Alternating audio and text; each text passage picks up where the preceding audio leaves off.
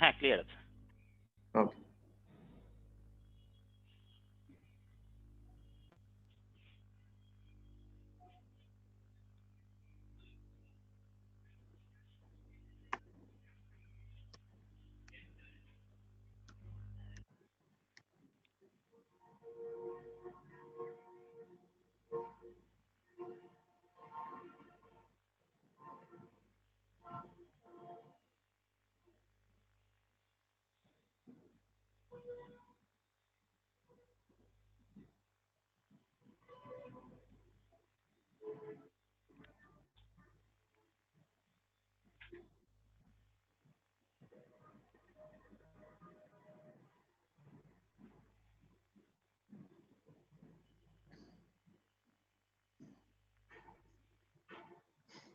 আসসালামু আলাইকুম।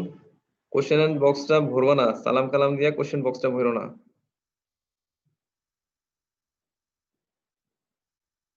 যা কিছু বলবা চ্যাটে লেখো, সালাম টালাম দিয়া কোশ্চেন বক্সটা ভরে ফেলাও না।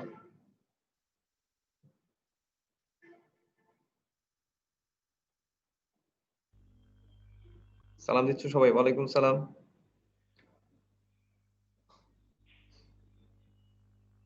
শুরুতেই কিছু কথা বলি।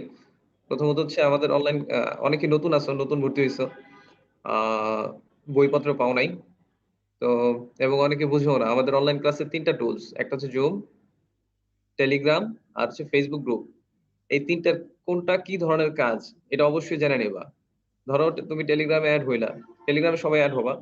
টেলিগ্রামে এড হওয়ার পর সাথে, সাথে দেখবা আপ টু বটম ওইটার মধ্যে কি আছে, কি আছে না আছে সব জিনিস তুমি দেখবা।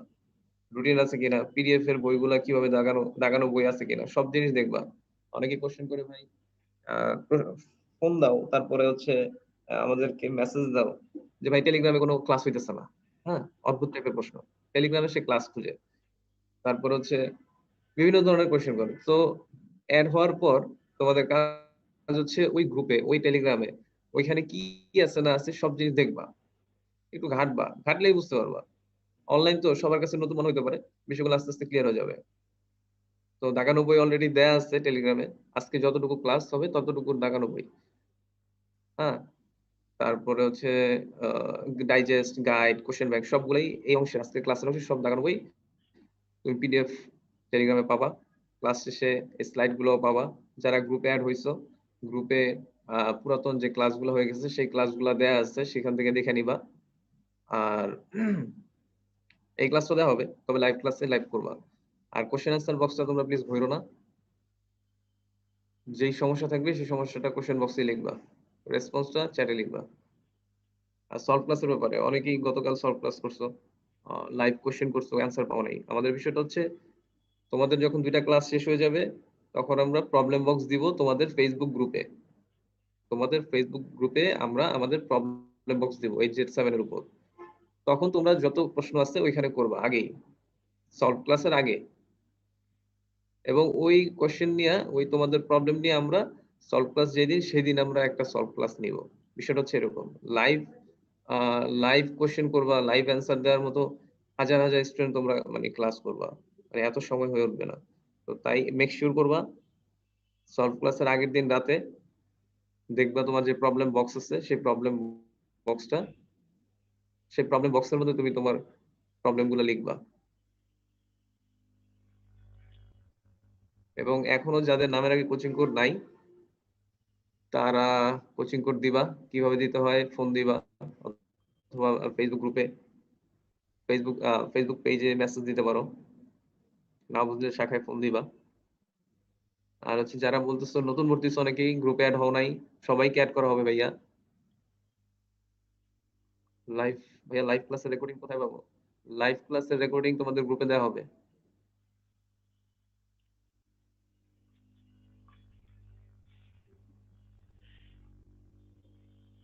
জি ভাইয়া, আমি শুরু করতে পারি?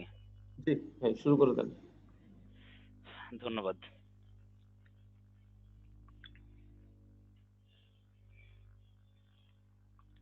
আসসালামু আলাইকুম, শুভ সকাল। সকলকে শুভেচ্ছা জানাচ্ছি রেটিনার আজকের অনলাইন ক্লাসে। আমাদের আজকের টপিক মানব শারীর তত্ত্ব, সমন্বয় ও নিয়ন্ত্রণ। মানব শারীরতত্ত্ব সমন্বয় নিয়ন্ত্রণ অর্থাৎ প্রাণীবিজ্ঞানের ৮ম চ্যাপ্টার যেটি রয়েছে, এটি প্রাণীবিজ্ঞানের সবগুলো চ্যাপ্টারের মধ্যে সবচেয়ে গুরুত্বপূর্ণ চ্যাপ্টার। সবচেয়ে গুরুত্বপূর্ণ এই কারণে বলছি যে তোমরা যদি পরিসংখ্যানের দিকে তাকাও, তোমরা দেখবে প্রতি বছর এই চ্যাপ্টার থেকে মেডিকেল ভর্তি পরীক্ষায় সাধারণত ৩টা, ৪টা অথবা কখনো কখনো 5টা প্রশ্ন হয়। পুরো প্রাণীবিজ্ঞানের অন্য কোনো চ্যাপ্টার থেকে সাধারণত এত বেশি প্রশ্ন হয় না।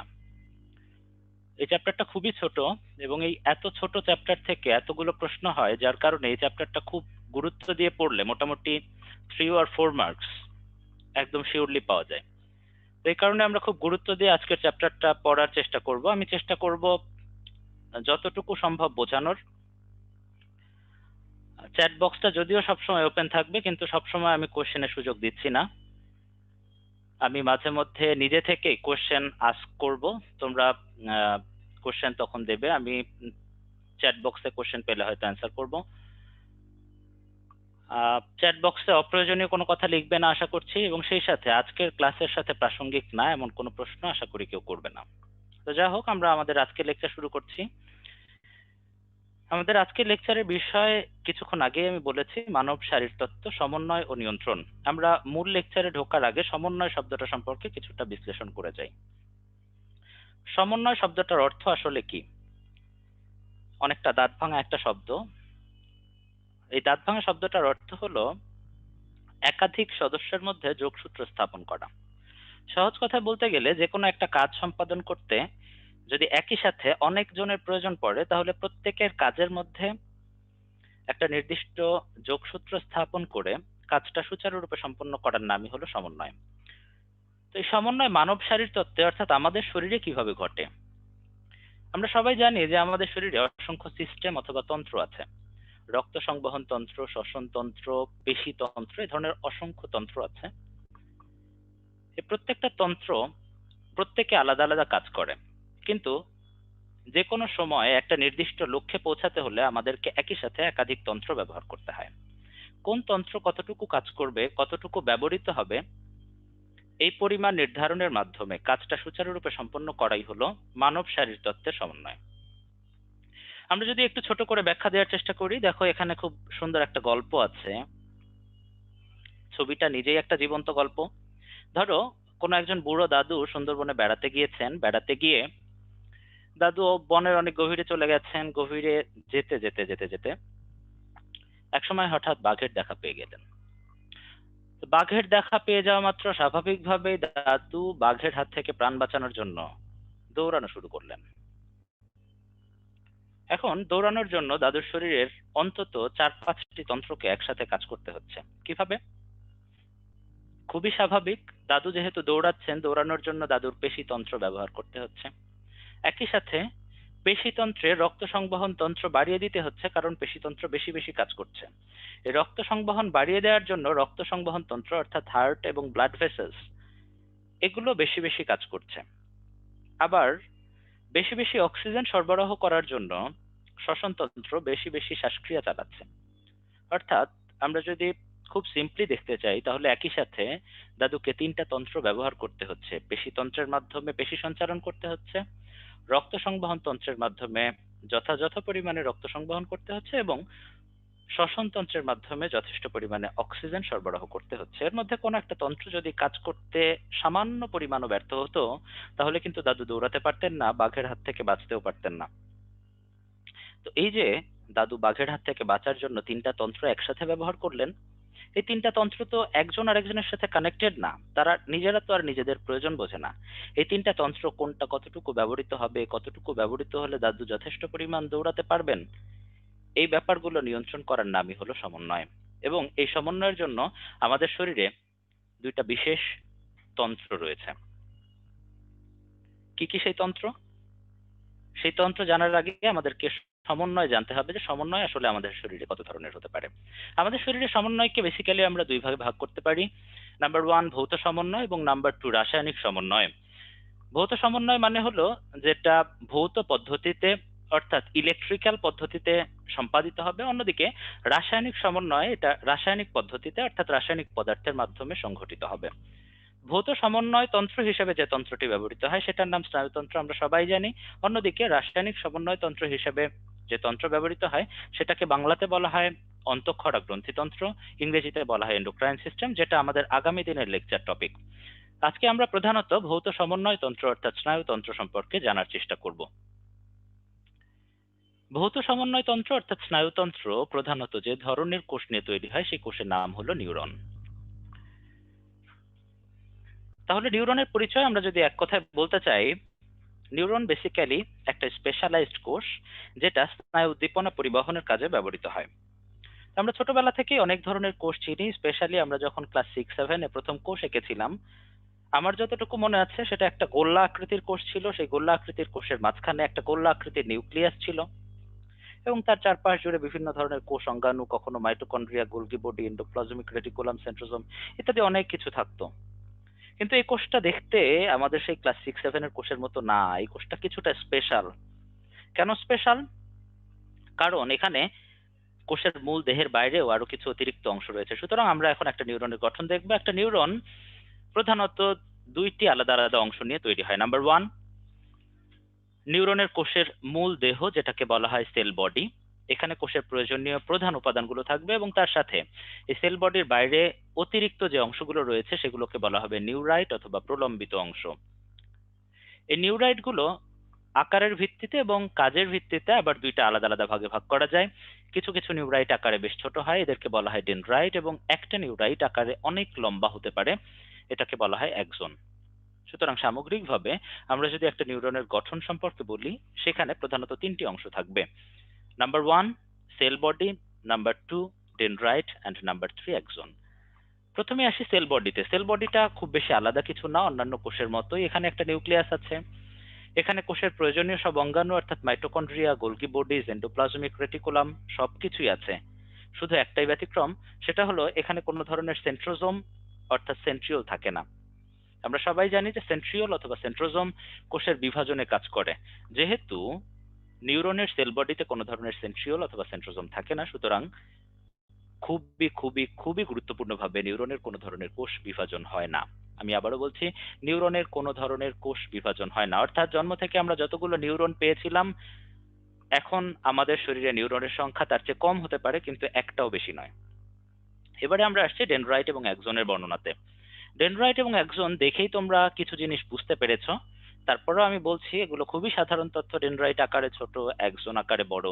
ডেনড্রাইট সংখ্যায় অনেকগুলো, অ্যাক্সন আকারে মাত্র অ্যাক্সন সংখ্যায় মাত্র একটি। ডেনড্রাইট শাখা প্রশাখা যুক্ত, কিন্তু অ্যাক্সন শাখা প্রশাখা বিহীন। এই তথ্যগুলো তোমরা দেখেই বুঝতে পারছো আশা করি। আরেকটা তথ্য খুবই গুরুত্বপূর্ণ, সেটা হলো ডেনড্রাইটের চারপাশে যদিও কোনো অতিরিক্ত আবরণী থাকে না, কিন্তু অ্যাক্সনের চারপাশে অতিরিক্ত একটা আবরণী দেখতে পাওয়া যায়, যে আবরণীটাকে মায়োলিন আবরণী বলা হয়। এখানে হলুদাভ কালারের একটা আবরণী তোমরা দেখতে পাচ্ছ, এই আবরণীটাকে আমরা বলি মায়োলিন আবরণী, যেটা শুধুমাত্র অ্যাক্সনের চারপাশে থাকে, ডেনড্রাইটের চারপাশে থাকে না। যদিও এখানে আমি বর্ণনা সুবিধার্থে হলুদ দেখিয়েছি, মায়োলিন আবরণীর প্রকৃত বর্ণ হচ্ছে সাদা। আমি আবারও বলছি, মায়োলিন আবরণীর প্রকৃত বর্ণ সাদা, কারণ এটা বিভিন্ন ধরনের চর্বি জাতীয় পদার্থ দিয়ে তৈরি হয়। এবং খুবই মজার তথ্য হলো, মায়োলিন আবরণীটা যেহেতু দেখতে সাদা, অ্যাক্সনও দেখতে সাদা হয়, এবং যেখানেই মায়োলিন আবরণী যুক্ত অ্যাক্সন পাওয়া যায় সেই জায়গাগুলোই দেখতে সাদা হবে। এই তথ্যটা বিশেষভাবে মনে রাখার জন্য বলছি, আমাদের লেকচারের পরবর্তী অংশে এটা প্রয়োজন পড়বে। আর একটা ব্যাপার একটু গভীরভাবে খেয়াল করো, দেখো মায়োলিন আবরণী কিছু দূর পর পর দেখা যাচ্ছে। অর্থাৎ অ্যাক্সনের মাঝে মাঝেই কিছু অনাবৃত জায়গা রয়েছে এখানে কোনো মায়োলিন আবরণী নেই। অ্যাক্সনের যে জায়গাগুলোতে কোনো মায়োলিন আবরণী পাওয়া যায় না, সেটাকে নোড অফ রেনভিয়ার অথবা রেনভিয়ারের পর্ব বলা হয়ে থাকে। আমি আবারও বলছি, অ্যাক্সনের যে জায়গাতে কোনো মায়োলিন আবরণী নেই সেই জায়গাটাকে নোড অফ রেনভিয়ার অথবা রেনভিয়ারের পর্ব বলা হয়ে থাকে। এই ছিল আমাদের নিউরনের বর্ণনা। নিউরনের কাজ কি সেটা সবাই জানো, আমাদের আজকের পড়াই নিউরন নিয়ে। সুতরাং নিউরনের বেসিক কাজ হলো স্নায়ু উদ্দীপনা অথবা আমাদের শরীরের বৈদ্যুতিক উদ্দীপনা তৈরি করা। এই নিউরন দেখতে কত ধরনের হতে পারে? আমরা যদি দেখার দিক থেকে বিবেচনা করি, তাহলে নিউরনগুলো 5 ধরনের হতে পারে। কি কি সেই 5 ধরন? বইতে দেখো খুব সুন্দর করে বলা আছে যে প্রান্ত অর্থাৎ অ্যাক্সন এবং ডেনড্রাইটের উপর ভিত্তি করে নিউরনগুলো টোটাল 5 প্রকার। নাম্বার 1 অ্যাপোলার অর্থাৎ মেরুবিহীন, অর্থাৎ এখানে কোনো আলাদা মেরু খুঁজে পাওয়া যাবে না। তোমরা প্রথম ছবিটা দেখতে পাচ্ছ আশা করি। দ্বিতীয়ত ইউনিপোলার অথবা এক মেরুযুক্ত, যেখানে একদিকে একটাই প্রান্ত খুঁজে পাওয়া যাবে। তৃতীয়ত বাইপোলার অথবা দুই মেরুযুক্ত, দুই পাশে দুইটা প্রান্ত দেখতে পাওয়া যাচ্ছে। মাল্টিপোলার অথবা অনেকগুলো প্রান্তযুক্ত, বহু মেরুযুক্ত। এবং সবশেষে সিউডো ইউনিপোলার, মানে দেখতে মনে হয় এক মেরুযুক্ত কিন্তু প্রকৃতপক্ষে দুই মেরুযুক্ত। তো এরকম সব মিলিয়ে নিউরনের টোটাল 5 প্রকার রয়েছে। আমি নামগুলো আবারও বলছি: অ্যাপোলার অর্থাৎ মেরুবিহীন, ইউনিপোলার অর্থাৎ এক মেরুযুক্ত, বাইপোলার অর্থাৎ দ্বিমেরুযুক্ত, মাল্টিপোলার অর্থাৎ বহু মেরুযুক্ত, সিউডো ইউনিপোলার অর্থাৎ ছদ্ম এক মেরুযুক্ত। পড়বো কি এখান থেকে? পড়ার জন্য সবচেয়ে গুরুত্বপূর্ণ হলো উদাহরণ, এবং উদাহরণের মধ্যে সবচেয়ে ইম্পর্টেন্ট বাইপোলার নিউরনের উদাহরণ। বাইপোলার নিউরনের উদাহরণ মনে রাখাটা খুবই সহজ। আমাদের যে বেসিক তিনটা ইন্দ্রিয় রয়েছে, চোখ, কান এবং নাক, এই চোখ, কান এবং নাকের যে সংবেদী অংশ, সেখানে সাধারণত বাইপোলার নিউরন পাওয়া যায়। তোমরা উদাহরণ দেখলেই বুঝতে পারছো, চোখের রেটিনা, কানের সংবেদী অংশ অর্থাৎ ককলিয়া এবং নাকের সংবেদী অংশে বাইপোলার নিউরন পাওয়া যায়। এছাড়াও মেরুবিহীন নিউরন এবং বহুমেরুযুক্ত নিউরনের উদাহরণ খুবই ইম্পর্টেন্ট। এখানে দেখো নেমোনিক দেয়া আছে। মেরুবিহীন নিউরনের নেমোনিকটা হলো সেরা অর্থাৎ সেরেব্রাম অ্যান্ড রেটিনা। বহুমেরুযুক্ত উদাহরণ হলো মস্তিষ্ক এবং সুষুম্না কাণ্ড অর্থাৎ স্পাইনাল কর্ড, দ্যাট ইজ মশা। আমরা এবারে চলে যাব অন্য এক ধরনের বিশেষ কোষে। আমরা কিছুক্ষণ আগেই বলেছি যে স্নায়ুতন্ত্র প্রধানত তৈরি হবে নিউরন দিয়ে। তবে এখানে নিউরন ছাড়াও আরো বেশ কিছু স্পেশাল কোষ পাওয়া যাবে, যে কোষগুলো সাধারণত কোনো স্নায়ু উদ্দীপনা পরিবহন করে না, তবে এগুলো নিউরনকে বিভিন্নভাবে সাহায্য সহযোগিতা করে থাকে। আমরা এর আগে কানেকটিভ টিস্যু সম্পর্কে পড়েছি। বিভিন্ন ধরনের কানেকটিভ টিস্যু রয়েছে। রক্ত এক ধরনের কানেকটিভ টিস্যু, অস্থি, তরুণাস্থি এগুলো কানেকটিভ টিস্যু। ঠিক একইভাবে নিউরোগ্লিয়াও এক ধরনের কানেকটিভ টিস্যু অর্থাৎ যোজক কলা। এবং কাজ সম্পর্কে আগেই বলেছি, এরা স্নায়ু উদ্দীপনা পরিবহন করে না, কিন্তু নিউরনকে বিভিন্নভাবে সাপোর্ট অর্থাৎ সাহায্য সহযোগিতা করে থাকে। নিউরোগ্লিয়া গুলো কাজের উপর ভিত্তি করে আমরা চারটে আলাদা আলাদা ভাগে ভাগ করতে পারি। Number 1 astrocyte, number 2 oligodendrocyte, number 3 microglia, number 4 এপেন্ডাইমা। কে কি কাজ করে? প্রথমে আমরা আসি অ্যাস্ট্রোসাইটে। অ্যাস্ট্রোসাইটের কাজ হলো নিউরনকে পুষ্টি দেয়া। যদিও নিউরন সরাসরি রক্ত থেকেই পুষ্টি পাবে, তবে অ্যাস্ট্রোসাইট রক্ত থেকে পুষ্টি গ্রহণ করতে নিউরনকে সাহায্য করে থাকে। আমি আবারও বলছি, অ্যাস্ট্রোসাইটের প্রধান কাজ হলো নিউরনকে পুষ্টি সাধন করা। নাম্বার 2 আমরা আসি অলিগোডেন্ড্রোসাইটে। কিছুক্ষণ আগে আমরা মায়েলিন আবরণী সম্পর্কে জেনেছি। কেন্দ্রীয় স্নায়ুতন্ত্রের ক্ষেত্রে মায়েলিন আবরণী তৈরি করার জন্য যে কোষটি নিয়োজিত থাকবে তার নাম হবে অলিগোডেন্ড্রোসাইটস। নাম্বার 3, এবারে আমরা আসছি মাইক্রোগ্লিয়াতে। মাইক্রোগ্লিয়া, যদিও নামটা মাইক্রো, কিন্তু এটা অনেক বড় একটা কাজ করে। সেটা হলো এরা কেন্দ্রীয় স্নায়ুতন্ত্রের ক্ষেত্রে ম্যাক্রোফেজের ভূমিকা পালন করে থাকে, অর্থাৎ এরা ফ্যাগোসাইটোসিস বা জীবাণু ভক্ষণের মাধ্যমে কেন্দ্রীয় স্নায়ুতন্ত্রকে প্রতিরক্ষা প্রদান করে। এবং সবশেষে নাম্বার 4 এপেন্ডাইমা। এপেন্ডাইমার কাজ হলো মস্তিষ্ক অথবা সুষুম্নাকাণ্ড অর্থাৎ কেন্দ্রীয় স্নায়ুতন্ত্রের ভেতরে বিভিন্ন ধরনের তরল পদার্থ ক্ষরণ করা। আমি আরেকবার এক শব্দে কাজগুলো বলছি। অ্যাস্ট্রোসাইটের কাজ পুষ্টি, অলিগোডেন্ড্রোসাইট মায়েলিন আবরণী, মাইক্রোগ্লিয়া ফ্যাগোসাইটোসিস এবং এপেন্ডাইমা তরল পদার্থ ক্ষরণ করা। এই মুহূর্তে আমি একটা কোশ্চেন থ্রো করছি, পোল থেকে থ্রো করব না, আমি সরাসরি মুখে বলবো, চ্যাট বক্সে অ্যান্সার করতে হবে। প্রশ্নটি হলো, কেন্দ্রীয় স্নায়ুতন্ত্রের ম্যাক্রোফেজের নাম কি? অ্যান্সার করার জন্য চ্যাট বক্সে আধা মিনিট সময় পাচ্ছ। কেন্দ্রীয় স্নায়ুতন্ত্রের ম্যাক্রোফেজ এর নাম কি?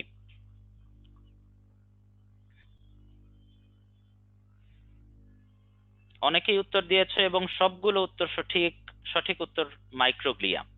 আমরা এর আগেও জেনেছি ম্যাক্রোফেজ বিভিন্ন জায়গাতে পাওয়া যায় এবং এক এক জায়গায় এক এক নাম হয়। যেমন লিভারের ক্ষেত্রে এটাকে কাফফার কোষ বলা হয়, ফুসফুসের ক্ষেত্রে এটাকে অ্যালভিওলার ম্যাক্রোফেজ বলা হয়। ঠিক একইভাবে মস্তিষ্কের ক্ষেত্রে যে ম্যাক্রোফেজ গুলো বিদ্যমান থাকবে তাদেরকে বলা হবে মাইক্রোগ্লিয়া। তো যাই হোক, আমরা নিউরোগ্লিয়া দেখলাম, আমরা আবারও নিউরনে ফিরে যাচ্ছি। আমরা এবার একটা স্পেশাল টপিক করব যার নাম হলো সিন্যাপস। সিন্যাপস ব্যাপারটা আসলে কি? সিন্যাপসের সহজ বাংলা আমি যদি করি, এটা হবে সংযোগ। সিন্যাপসটা আসলে কি? পাশাপাশি দুইটা নিউরনের মধ্যে সংযোগটাই হলো সিন্যাপস। আমরা কিছুক্ষণ আগেই বলেছি যে আমাদের স্নায়ুতন্ত্র অসংখ্য নিউরন নিয়ে তৈরি হয়। এই অসংখ্য নিউরনের প্রত্যেকটির সাথে পরস্পর সংযুক্ত। কোনো একটা নিউরন সিঙ্গেল আমাদের বডিতে এরকম নাই যেটা অন্যান্য নিউরন থেকে বিচ্ছিন্ন একা একা অবস্থান করে।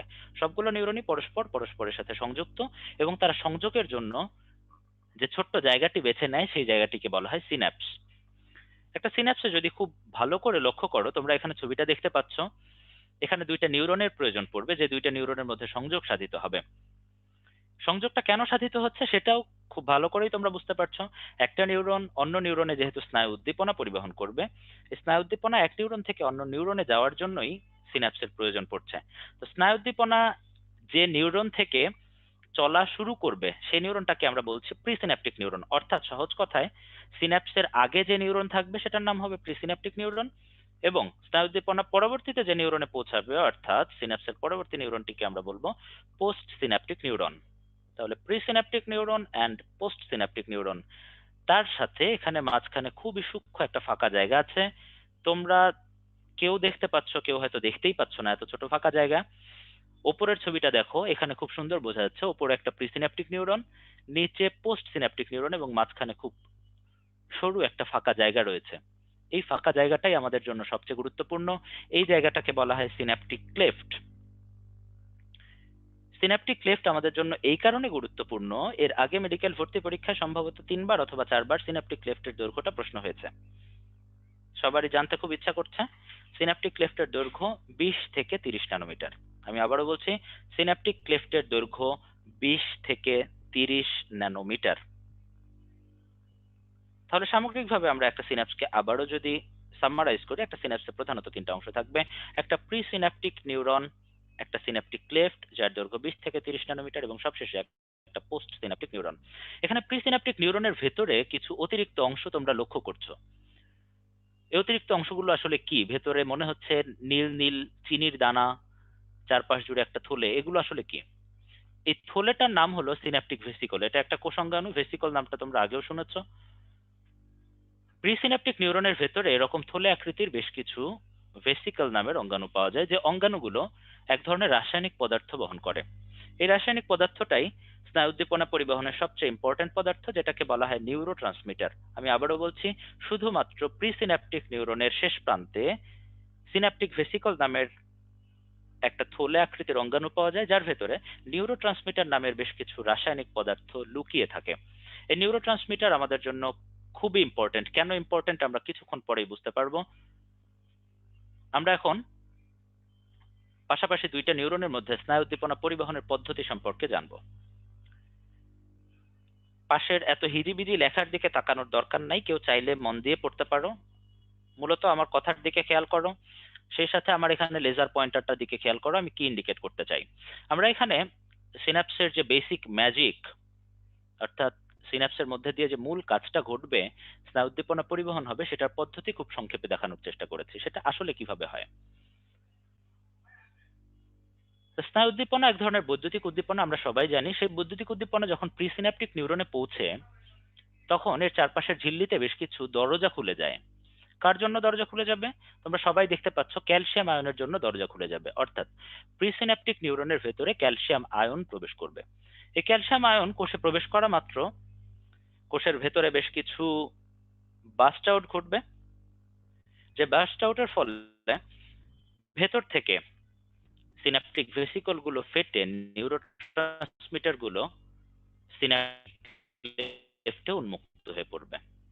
নিউরোট্রান্সমিটার গুলো সিন্যাপটিক ক্লেফটে ভাসতে ভাসতে একসময় এসে পোস্ট সিন্যাপটিক নিউরনের মিটার গুলো পোস্ট সিন্যাপটিক নিউরনের ঝিল্লিতে সংযুক্ত হয়ে গেল।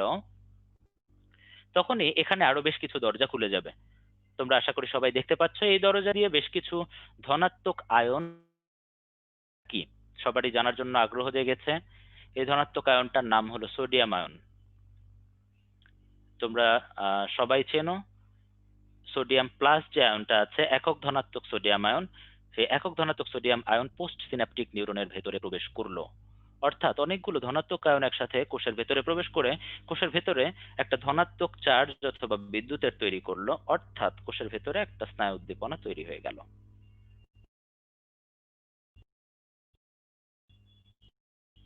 অনেকগুলো কথা বলে ফেলেছি, হয়তো অনেকের মাথায় প্রধান 3-4টা কথা আবার রিপিট করছি।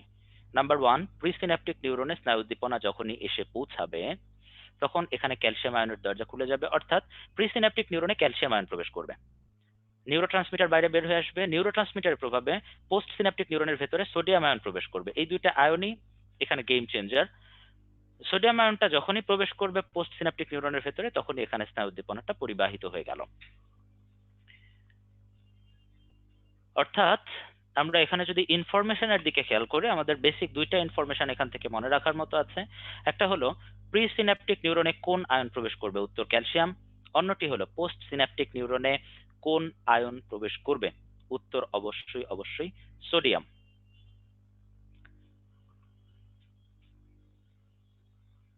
তো এতক্ষণ ধরে আমরা বারবার বারবার করে নিউরোট্রান্সমিটার নামের একটা রাসায়নিক পদার্থের নাম নিচ্ছি। পদার্থটা আসলে কি কিছুটা ধারণা অলরেডি হয়ে গেছে। এটা একটা রাসায়নিক পদার্থ যেটা প্রিসিন্যাপটিক নিউরনের ভেতরে ভেসিকলে আবদ্ধ থাকবে, এতটুকু সবাই জেনেছো।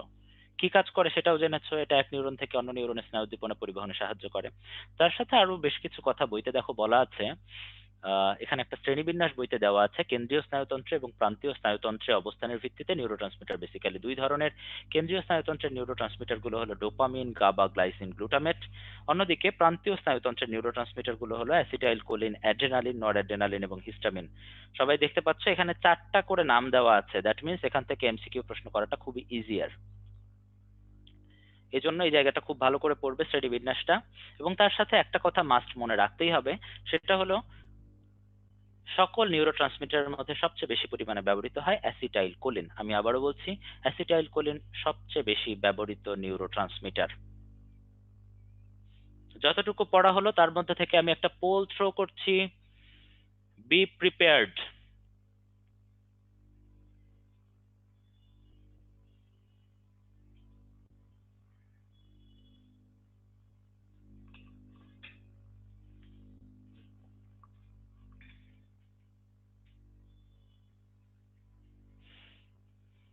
পোলের টাইম 20 সেকেন্ড, তার মধ্যে 13 সেকেন্ড ইতিমধ্যে অতিক্রান্ত। আমি 20 সেকেন্ডে পোল এন্ড করে দিব, দেখা যাক কারা জিততে পারে। End the pole.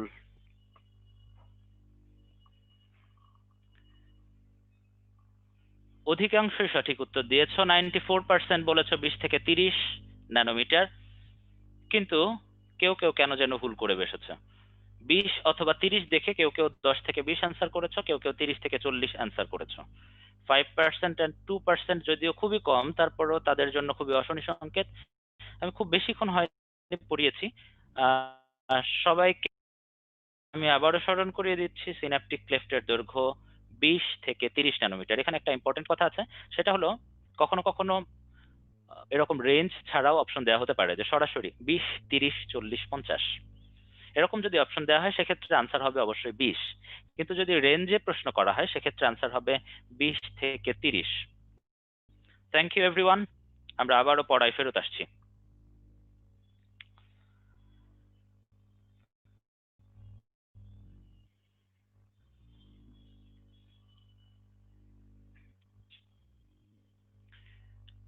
যতটুকু পড়ানো হলো তার মধ্যে থেকে আমি এখন কোশ্চেন নিতে পারি, কিন্তু খুব বেশি সময়ের জন্য না।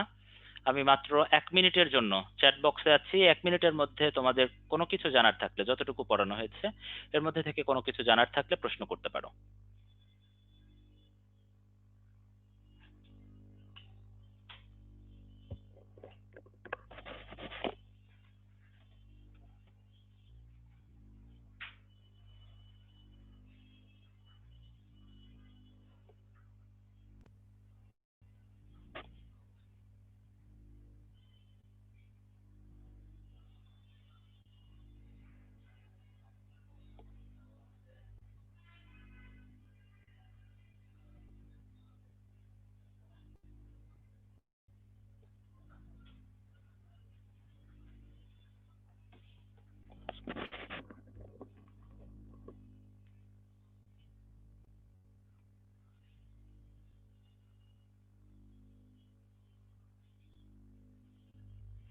চ্যাট বক্সে আমি অসংখ্য প্রশ্ন দেখতে পাচ্ছি, খুব বেশিক্ষণ আমি উত্তর দিতে পারবো না, তারপরও আমি কিছু কিছু প্রশ্নের উত্তর দিচ্ছি। নিউরোগ্লিয়ার 4 প্রকার আবার বলবেন প্লিজ। নিউরোগ্লিয়ার 4 প্রকার বইতে দেওয়া আছে, এই জন্য আমি আর রিপিট করছি না। গাবা এর পূর্ণ রূপ কি? গাবা এর পূর্ণ রূপ হলো গামা অ্যামাইনো বিউটাইরিক অ্যাসিড। খুবই কঠিন নাম, মনে রাখাটা খুব বেশি গুরুত্বপূর্ণ কিছু না। লিভারের ম্যাক্রোফেজের নাম কি? যদিও অপ্রাসঙ্গিক, তারপরও বলছি কাফার কোষ। ক্যালসিয়াম আয়ন সোডিয়াম আয়ন আসে কোত্থেকে? খুবই সুন্দর প্রশ্ন। নিউরনের আশেপাশের যে ফাঁকা জায়গা আছে সেই জায়গাগুলোকে আমরা বলি এক্সট্রা সেলুলার স্পেস। তোমরা সবাই জানো যে এক জায়গায় অনেকগুলো কোষ অবস্থান করলে কোষগুলোর মাঝে মাঝে কিছু পরিমাণ ফাঁকা জায়গা থাকে, এটাকে এক্সট্রা সেলুলার স্পেস বলা হয়। এই জায়গাগুলোতে প্রচুর তরল পদার্থ থাকে এবং সেখানে সব ধরনের আয়ন বিভিন্ন ঘনমাত্রায় থাকে। যখনই প্রয়োজন পড়ে সেখান থেকে ক্যালসিয়াম সোডিয়াম আয়ন যে কোষে প্রয়োজন সেখানে প্রবেশ করে। অলিগোডেন্ড্রোসাইট কি কাজ করে একবার বলেছি, এটা কেন্দ্রীয় স্নায়ুতন্ত্রের মায়োলিন আবরণী তৈরি করে। সিন্যাপসের কাজ কি সেটাই এতক্ষণ ব্যাখ্যা করছিলাম। সিন্যাপস এক নিউরন থেকে অন্য নিউরনে তথ্য পরিবহনের কাজে ব্যবহৃত হয়।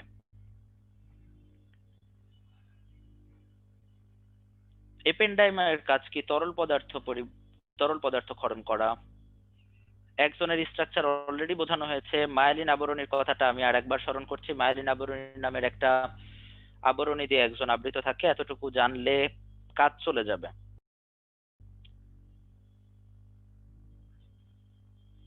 আপাতত এতটুকুই, আমি আর কোনো প্রশ্ন নিচ্ছি না। আমরা আবারও লেকচারে ফেরত আসছি।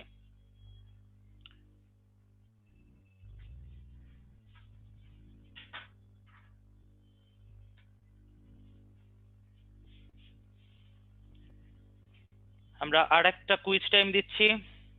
এটা কোনো পোল না, সবাই জাস্ট ABCD লিখে চ্যাট বক্সে অ্যান্সার করো। সবচেয়ে বেশি ব্যবহৃত নিউরোট্রান্সমিটার কোনটি? মাত্রই পড়ানো হয়েছে। অলরেডি অনেকগুলো অ্যান্সার আমি দেখতে পাচ্ছি, সবাই সঠিক উত্তর দিয়েছো। সঠিক উত্তর হলো ডি, অ্যাসিটাইল কোলিন। যাই হোক, আমরা এতক্ষণ যে অংশগুলো পড়লাম সেটা খুব সুন্দর সামারাইজ করা আছে এই ছবিতে। আমরা এতক্ষণ ধরে নিউরন, নিউরোগ্লিয়াল সেল, সিন্যাপস সম্পর্কে জেনেছি। নিউরনের গঠন, সিন্যাপসের কাজ, নিউরোগ্লিয়ার কাজ সবকিছুই আমরা জেনেছি। সামগ্রিকভাবে এই neuron, neuroglial cell, synapse, neurotransmitter সবকিছু মিলিয়ে এখন যে সুবিশাল তন্ত্রটি তৈরি হলো, সেই তন্ত্রটির নাম হলো স্নায়ুতন্ত্র, যেটা আমরা শুরু থেকে বলে আসছিলাম। এই স্নায়ুতন্ত্রকে অবস্থানের উপর ভিত্তি করে আমরা প্রধানত দুইটা আলাদা আলাদা ভাগে ভাগ করতে পারি। নাম্বার 1 কেন্দ্রীয় স্নায়ুতন্ত্র এবং নাম্বার 2 প্রান্তীয় স্নায়ুতন্ত্র। কেন্দ্রীয় স্নায়ুতন্ত্র তৈরি হয় আমাদের দেহের কেন্দ্রীয় অংশে থাকা দুইটা বড় বড় অঙ্গ নিয়ে, যার একটার নাম মস্তিষ্ক হলে পরের অংশটার নাম সুষুম্না কাণ্ড। এবং প্রান্তীয় স্নায়ুতন্ত্র তৈরি হয় বেশ কিছু স্নায়ু নিয়ে, যার মধ্যে 12 জোড়ার নাম হবে করটিক স্নায়ু এবং বাকি 31 জোড়ার নাম হবে সুষুম্না স্নায়ু। খুব সহজেই তোমরা বুঝতে পারছো যেগুলো স্নায়ু সেগুলো মস্তিষ্ক থেকে তৈরি হবে এবং যেগুলো সুষুম্না স্নায়ু সেগুলো সুষুম্না কাণ্ড থেকে তৈরি হবে। তাহলে মস্তিষ্ক এবং সুষুম্না কাণ্ড এরা কেন্দ্রীয় স্নায়ুতন্ত্র তৈরি করবে এবং এখান থেকে যত স্নায়ু সারা শরীরে ছড়িয়ে পড়বে তারা একসাথে মিলিয়ে প্রান্তীয় স্নায়ুতন্ত্র তৈরি করবে। এই প্রান্তীয় স্নায়ুতন্ত্র কাজের উপর ভিত্তি করে আবারও দুই ভাগে ভাগ করা যায়। কি ধরনের কাজের উপর ভিত্তি করে?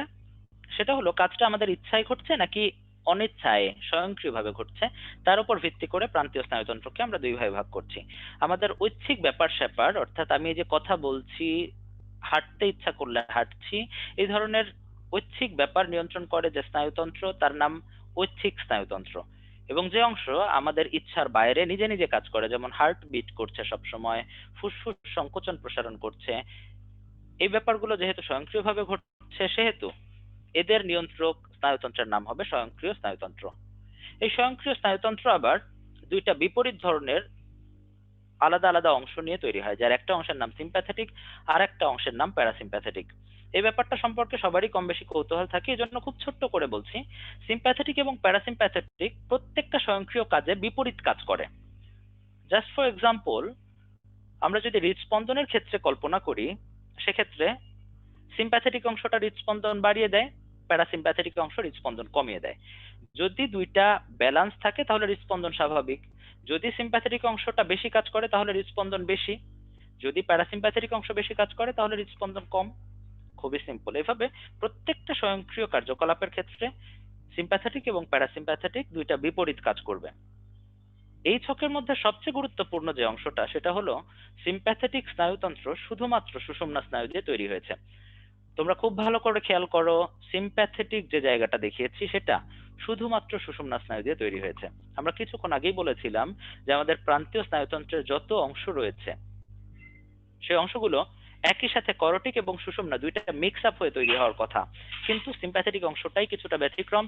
এটা শুধুমাত্র সুষুম্না স্নায়ু দিয়ে তৈরি হয়। আশা করি সবাই বুঝতে পেরেছো। এখান থেকে একটা এমসিকিউ প্রশ্ন হলেও হতে পারে। যাই হোক, আমরা প্রথমে কেন্দ্রীয় স্নায়ুতন্ত্রটা দেখব, পরে প্রান্তীয় স্নায়ুতন্ত্র সম্পর্কে কিছু তথ্য জানার চেষ্টা করব। প্রথমে আমরা আসছি কেন্দ্রীয় স্নায়ুতন্ত্রের দুইটা আলাদা আলাদা অংশে। আমরা কিছুক্ষণ আগে বলেছি কেন্দ্রীয় স্নায়ুতন্ত্রের প্রধান দুইটা অংশ মস্তিষ্ক এবং সুষুম্না কাণ্ড। ইংরেজিতে তোমরা বলো ব্রেইন অ্যান্ড স্পাইনাল কর্ড। এই ব্রেইন এবং স্পাইনাল কর্ড কিন্তু আমরা যখন মায়ের গর্ভে ধীরে ধীরে বড় হচ্ছিলাম প্রথম দিকটায় ছিল না। একটা বাচ্চা যখন মায়ের গর্ভে প্রথম ভ্রূণ অবস্থায় থাকে তখন তার শরীরে কোনটা হাত, কোনটা পা, কোনটা মস্তিষ্ক, কোনটা স্পাইনাল কর্ড এই ধরনের কোনো আলাদা বিন্যাস থাকে না। আমরা সবাই জানি ভ্রূণের একদম প্রাথমিক অবস্থায় আমরা সবাই একটোডার্ম, এন্ডোডার্ম আর মেসোডার্মের মধ্যে বিন্যস্ত থাকি। এই কোষীয় স্তরগুলো পরবর্তীতে ধীরে ধীরে বিভাজিত হতে হতে হতে হতে একসময় সকল অঙ্গ তৈরি করে। আমাদের কেন্দ্রীয় স্নায়ুতন্ত্র প্রধানত তৈরি হয় একটোডার্ম থেকে। আমি আবারও বলছি, খুব ইম্পর্টেন্ট ইনফরমেশন, কেন্দ্রীয় স্নায়ুতন্ত্র প্রধানত তৈরি হবে ভ্রূণীয় একটোডার্ম থেকে। কিভাবে তৈরি হবে বইতে অল্প কিছুটা ব্যাখ্যা আছে, আমি জাস্ট ইনফোগুলা বলে যাচ্ছি। ভ্রূণের যে একটোডার্ম অংশ আছে সেটার কিছু কোষ বিভাজিত হয়ে নিউরাল টিউব নামের একটা নালী আকৃতির গঠন তৈরি করে। এই নালী আকৃতির গঠনটাই পরবর্তীতে পরিস্ফুটিত হয়ে পরিপূর্ণ রূপ পেয়ে ওপরের দিকটায় মস্তিষ্ক এবং নিচের দিকটায় সুষুম্না কাণ্ড তৈরি করে। খুবই ইম্পর্টেন্ট ইনফরমেশন, আবারও বলছি দুইটা ইনফরমেশনই। স্নায়ুতন্ত্র তৈরি হবে ভ্রূণের একটোডার্ম স্তর থেকে এবং কেন্দ্রীয় স্নায়ুতন্ত্র তৈরি হবে যে টিউব থেকে তার নাম নিউরাল টিউব। বইতে কেন্দ্রীয় স্নায়ুতন্ত্রের ব্যাখ্যায় যাওয়ার আগে আরো একটা ইনফরমেশন দেয়া আছে, খুবই গুরুত্বপূর্ণ ইনফরমেশন এটা, সেটা হলো মেনিনজেস। কেন্দ্রীয় স্নায়ুতন্ত্রের যে আবরণী সেটাকে মেনিনজেস বলা হয়। তোমরা সবাই জানো প্রত্যেকটা গুরুত্বপূর্ণ অঙ্গের চারপাশ জুড়েই একটা করে শক্ত আবরণী দেয়া থাকে যাতে সেখানে কোনো ধরনের ক্ষতি না হয়। কেন্দ্রীয় স্নায়ুতন্ত্র অর্থাৎ মস্তিষ্ক এবং সুষুম্না কাণ্ড উভয়ের চারপাশের যে আবরণী দ্যাট ইজ কল্ড মেনিনজেস। আমরা যদি আবার খুব কাছ থেকে দেখি তাহলে এখানে তিনটা আলাদা আলাদা স্তর পাবো আমরা। স্তর নাম্বার 1, সবার বাইরের দিকে থাকবে ডুরা ম্যাটার। নাম্বার 2, মাঝখানে থাকবে অ্যারাকনয়েড ম্যাটার। অ্যান্ড নাম্বার 3, সবার ভেতরে থাকবে পায়া ম্যাটার। আমি আবারও বলছি, ডুরা, অ্যারাকনয়েড অ্যান্ড পায়া। মেনিনজেসটা খুবই সুরক্ষিত একটা জায়গা, সাধারণত এখানে কোনো জীবাণু পৌঁছাতে পারে না। তারপরও একটা শক্তিশালী জীবাণু রয়েছে যেটা মেনিনজেসে ইনফেকশন করতে পারে। সেই জীবাণুর নাম হলো নাইজেরিয়া মেনিনজিটাইডিস। আমি আবারও বলছি, সেই জীবাণুর নাম হলো নাইজেরিয়া মেনিনজিটাইডিস। এবং নাইজেরিয়া মেনিনজিটাইডিস যখন মেনিনজেসকে আক্রমণ করে তখন এখানে প্রদাহজনিত যে রোগটা হয় তার নাম মেনিনজাইটিস। দুই তিনটা যে ইনফরমেশন দিলাম মেনিনজেস সম্পর্কে এগুলোই গুরুত্বপূর্ণ। তারপরেও মেনিনজেস সম্পর্কে বিস্তারিত ব্যাখ্যা করা আছে ডাইজেস্টের 145 পৃষ্ঠায়। যদি কারো খুব বেশি কিছু জানার ইচ্ছা হয় সেক্ষেত্রে ডাইজেস্টের 145 পৃষ্ঠা দেখে নিতে পারো। তো যাই হোক, আমরা আনুষঙ্গিক তথ্য শেষে এবারে কেন্দ্রীয় স্নায়ুতন্ত্রের ভেতরটায় ঢুকতে যাচ্ছি। কেন্দ্রীয় স্নায়ুতন্ত্রের প্রধান অংশ এবং আমাদের সবচেয়ে গুরুত্বপূর্ণ অংশ মস্তিষ্ক। আমরা মস্তিষ্কে যাব, তবে তার আগে আর একটা কুইজ থ্রো করছি। সবাই আবারও চ্যাট বক্সে অ্যান্সার করো, ভ্রূণীয় কোন স্তর থেকে স্নায়ুতন্ত্র তৈরি হয়? ভ্রূণীয় কোন স্তর থেকে স্নায়ুতন্ত্র তৈরি হয়? আনসার করার জন্য 20 সেকেন্ড সময় পাচ্ছ। অনেকগুলো আনসার আমি দেখতে পাচ্ছি। সবাই সঠিক উত্তর দিয়েছো। আনসার এ, একটোডার্ম। সঠিক উত্তর এ, একটোডার্ম। কেউ কেউ ভুল আনসার করেছো, তাদের জন্য আমি আবার রিমাইন্ডার দিচ্ছি, ভ্রূণীয় একটোডার্ম অর্থাৎ সবচেয়ে বাইরের স্তর থেকে স্নায়ুতন্ত্র তৈরি হয়। এই মুহূর্তে আমি আরেকটি পোল থ্রো করতে চাই, বি প্রিপেয়ার্ড।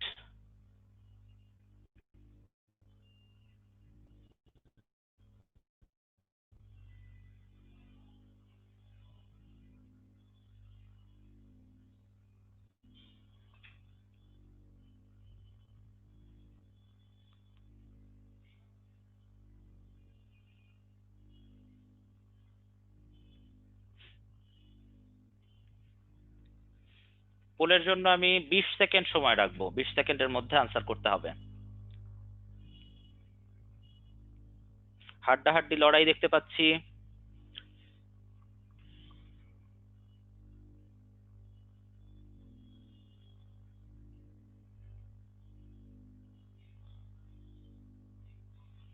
চ্যাট বক্সে না, পোলে আনসার করো।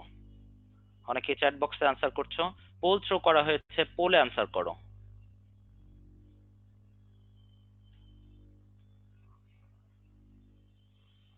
আমি পোলটা এন্ড করছি।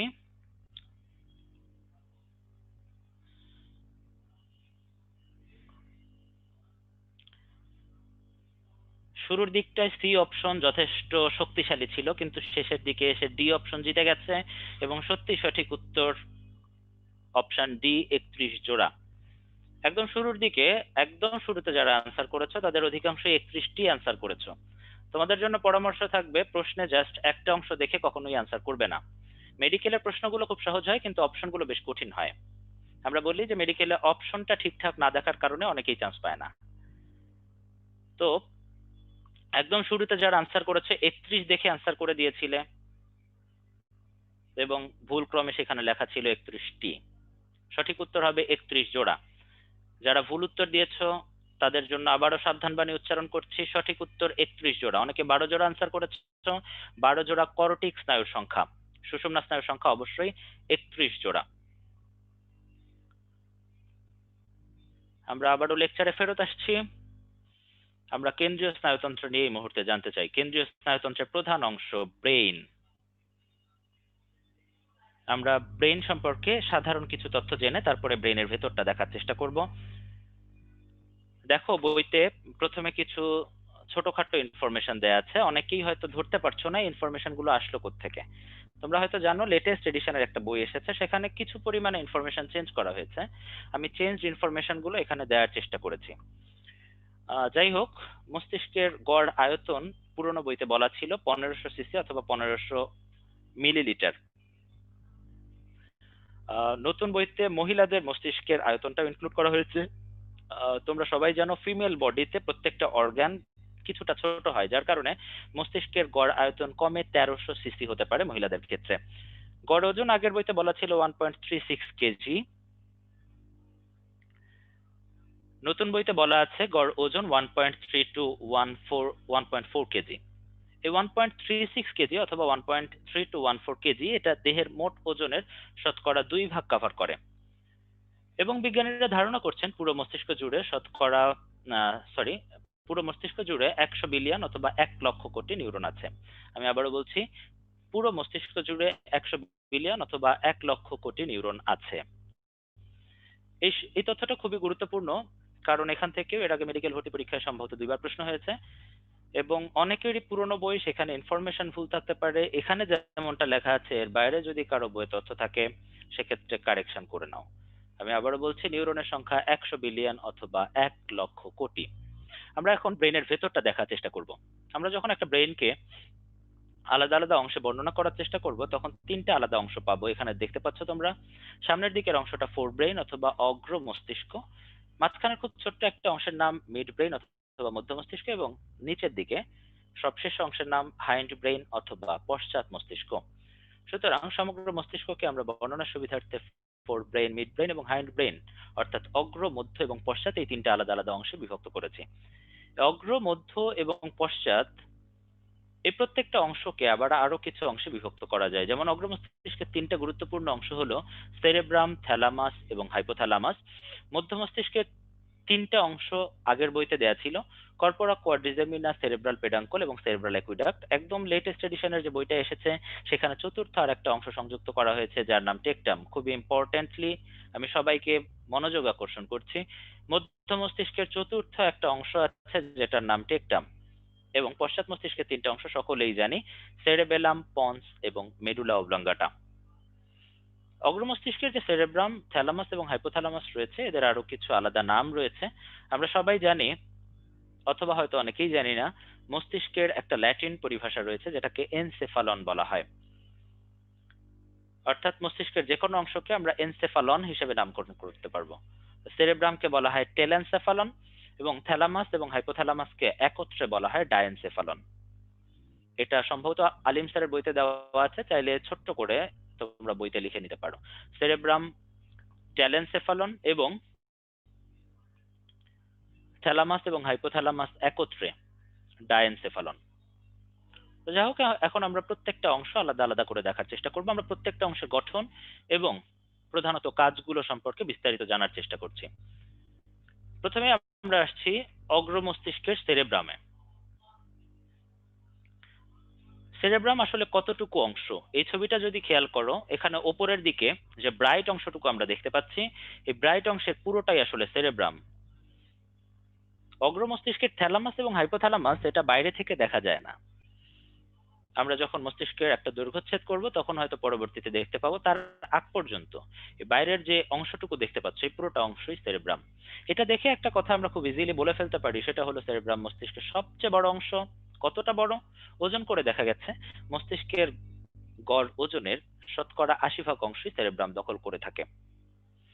সেরেব্রামের পৃষ্ঠের দিকে যদি আমরা খুব মনোযোগ দিয়ে লক্ষ্য করি, আমরা এখানে কিছু উঁচু নিচু স্থান দেখতে পাবো। তোমরা খুব ভালো করে খেয়াল করো, এখানে যে উঁচু স্থানগুলো তোমরা দেখতে পাচ্ছ, সেই উঁচু স্থানগুলোকে বলা হয় জাইরাস, বহুবচনে জাইরি, এবং নিচু যে স্থানগুলো রয়েছে অর্থাৎ খাজ কাটা যে অংশগুলো রয়েছে সেগুলোকে বলা হয় সালকাস, বহুবচনে সালকি।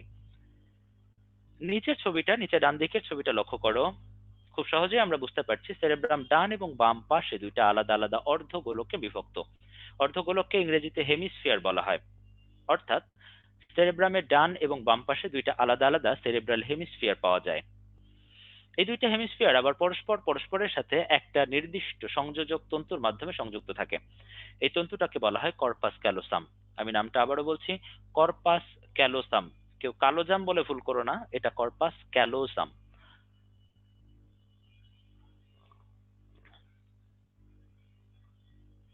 আমরা যদি জাইরাস এবং সালকাস গুলো খুব মনোযোগ দিয়ে লক্ষ্য করি, সেক্ষেত্রে সালকাসের মাধ্যমে আমরা এক একটা সেরেব্রাল হেমিস্ফিয়ারকে 4টা অথবা 5টা আলাদা আলাদা খণ্ডে বিভক্ত অবস্থায় দেখতে পাবো।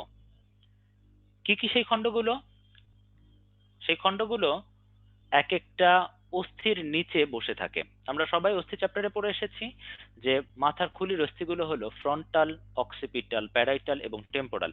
এই অস্থি বরাবর সেরেব্রামের যে অংশটা থাকে সেই ছোট ছোট অংশগুলোকে এক একটা লোব নামে নামকরণ করা হয়েছে। সামনের দিকে ফ্রন্টাল লোব, পেছনে অক্সিপিটাল লোব, উপরে প্যারাইটাল লোব এবং নিচে টেম্পোরাল লোব। এখানে পঞ্চম আরেকটি লোবের কথা অনেক বিজ্ঞানী বলে থাকেন, যাকে লিম্বিক লোব বলা হয়ে থাকে। লিম্বিক লোবটা বেসিক্যালি বাইরে থাকে না, এটা ভেতরের দিকে থাকে। আমরা যদি টেম্পোরাল লোবটা এবং প্যারাইটাল লোবটা দুইটা আলাদা করতে পারি, ডিফারেন্সিয়েট করতে পারি, ভেতরের দিকে ঢুকলে আমরা লিম্বিক লোব দেখতে পাবো।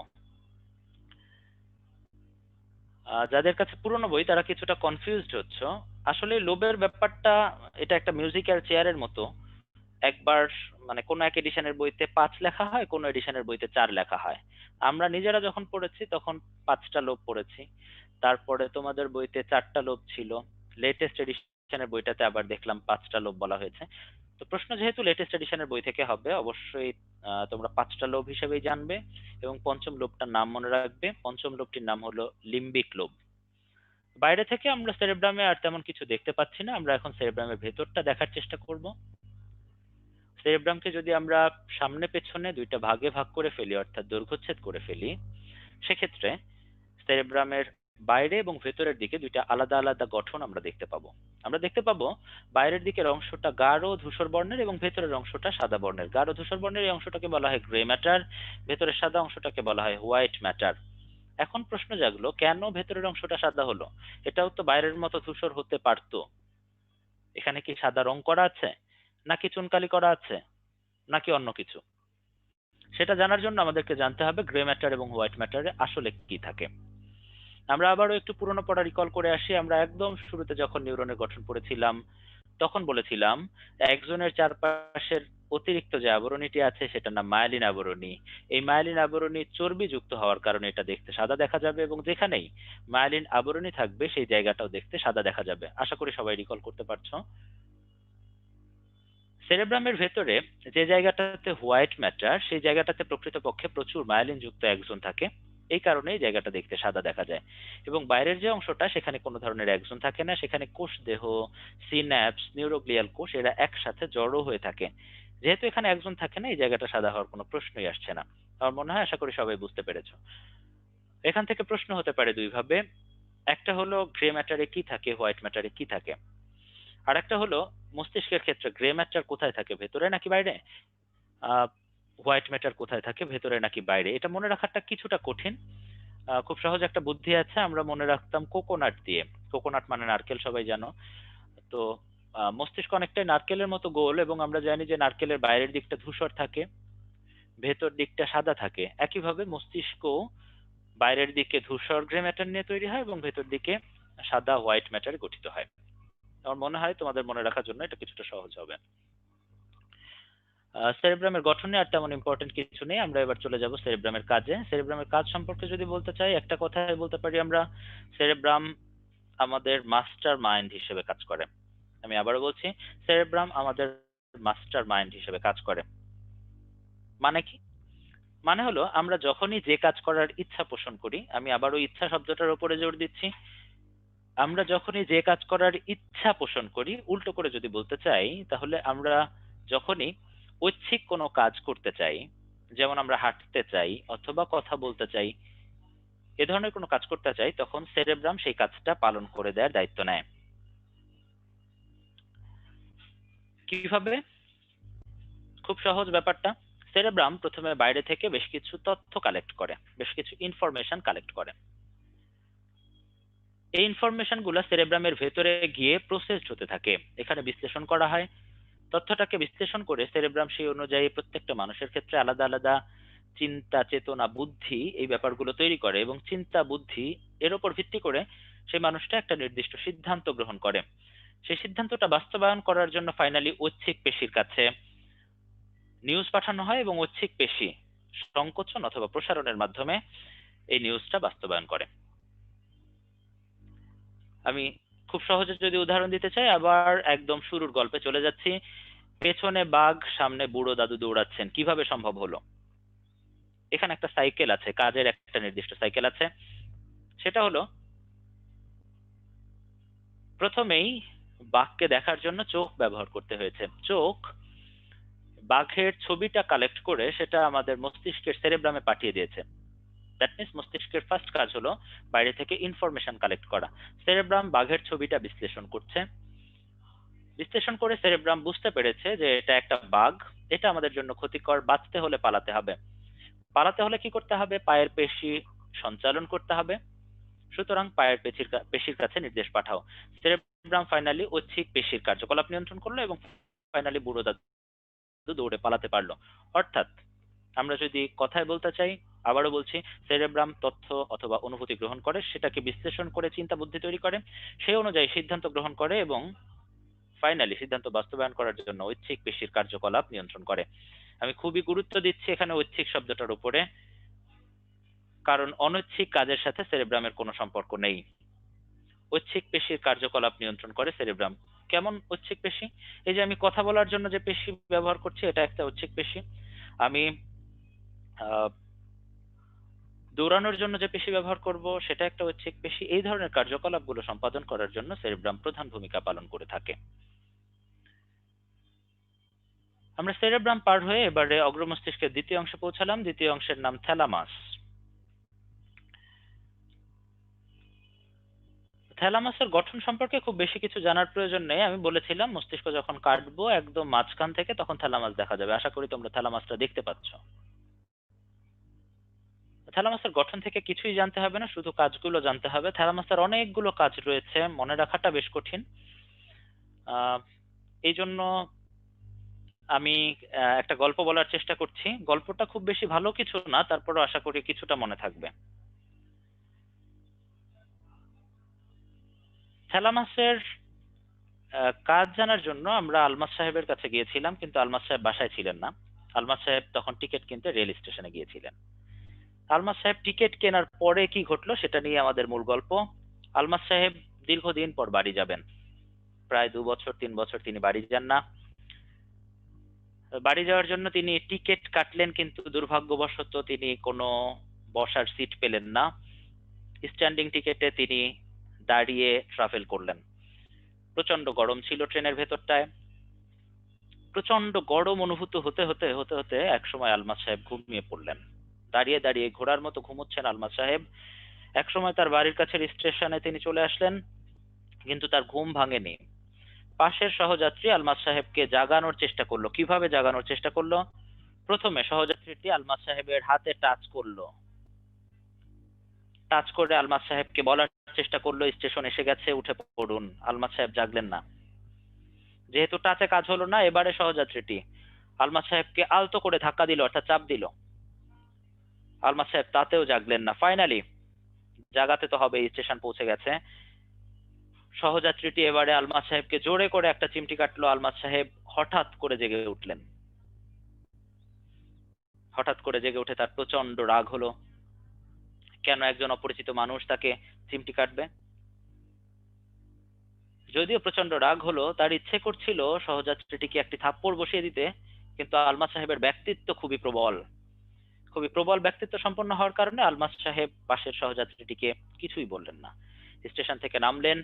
নামার পরে স্টেশনের পাশে বাড়ির দিকে যখন তিনি তাকালেন, দীর্ঘ 2 বছর পরে বাড়িতে আসা, প্রচন্ড আবেগে ভারাক্রান্ত হয়ে পড়লেন আলমাজ সাহেব। এবং আমাদের গল্পের এখানে ইতি ঘটল। এই গল্প থেকে আমরা কি কি পেলাম? আমরা যদি একদম শুরু থেকে আসি, আলমাজ সাহেব ট্রেনে ওঠার পরেই তার প্রথম যে অনুভূতিটি ছিল সেটা হচ্ছে প্রচন্ড গরম। এই গরমের অনুভূতি অর্থাৎ তাপীয় অনুভূতি কন্ট্রোল করছে থ্যালামাস।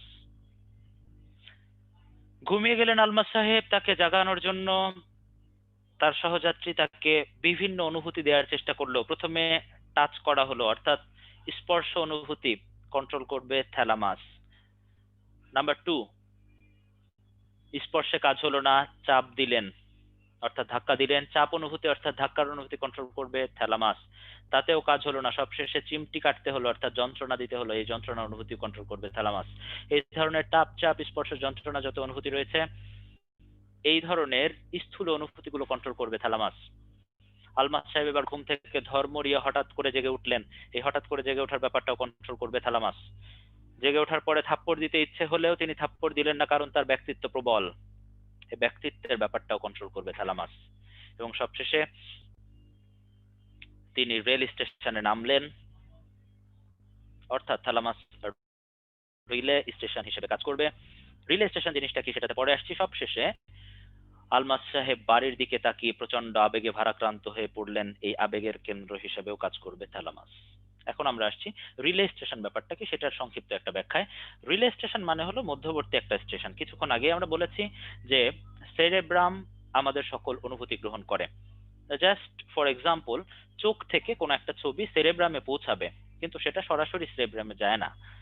সেই ছবিটা প্রথমে থ্যালামাসে যায়, থ্যালামাস সেটাকে সেরেব্রামে পাঠায়। অর্থাৎ থ্যালামাস যে কোনো একটা অনুভূতির জন্য মধ্যবর্তী জায়গা হিসেবে কাজ করে। এই মধ্যবর্তী জায়গাটাকে বলা হচ্ছে রিলে স্টেশন। আশা করি সবাই থ্যালামাসের কাজগুলো বুঝতে পেরেছো। মনে রাখার চেষ্টা করো, মনে না থাকলে আলমাজ সাহেবের কথা মনে করো। আমরা এবারে চলে আসছি থ্যালামাসের ছোট ভাইয়ের কাছে। থ্যালামাসের ঠিক নিচেই থ্যালামাসের আর একটা ছোট ভাই আছে, যার নাম হাইপোথ্যালামাস। হাইপোথ্যালামাসের গঠন সম্পর্কে দুইটা কথা জানতেই হবে। প্রথমত, হাইপোথ্যালামাস সেরেব্রামের লিম্বিক অংশের সাথে সংযুক্ত থাকে। দ্বিতীয়ত, থ্যালামাস নিচের দিকে একটা সূক্ষ্ম গ্রন্থির সাথে সংযুক্ত থাকে, যার নাম পিটুইটারি গ্রন্থি। যেহেতু এটা গ্রন্থির সাথে সংযুক্ত থাকে, অবশ্যই এটার হরমোন রিলেটেড কোনো না কোনো একটা ফাংশন আছে। কি সেই ফাংশন আমরা খুব বেশি বিস্তারিত ব্যাখ্যায় যাচ্ছি না, ব্যাখ্যা আগামী দিন। শুধু এতটুকুই বলে রাখছি, থ্যালামাস ভ্যাসোপ্রেসিন এবং অক্সিটোসিন নামের দুইটা হরমোন ক্ষরণ করে। যেহেতু হাইপোথ্যালামাস নিউরন দিয়ে তৈরি হয়, এখান থেকে যে হরমোনগুলো খরিত হয় এই হরমোনগুলোকে বলা হবে নিউরো হরমোন।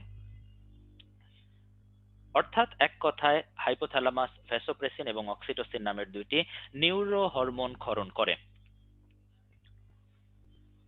হাইপোথ্যালামাসের বাকি কাজগুলো জানার জন্য আমরা থ্যালামাসের সাথে কম্প্যারিজনে যাব। হাইপোথ্যালামাস যেহেতু থ্যালামাসের ছোট ভাই, এখানে অনেক কাজেই বেশ মিল খুঁজে পাবো আমরা।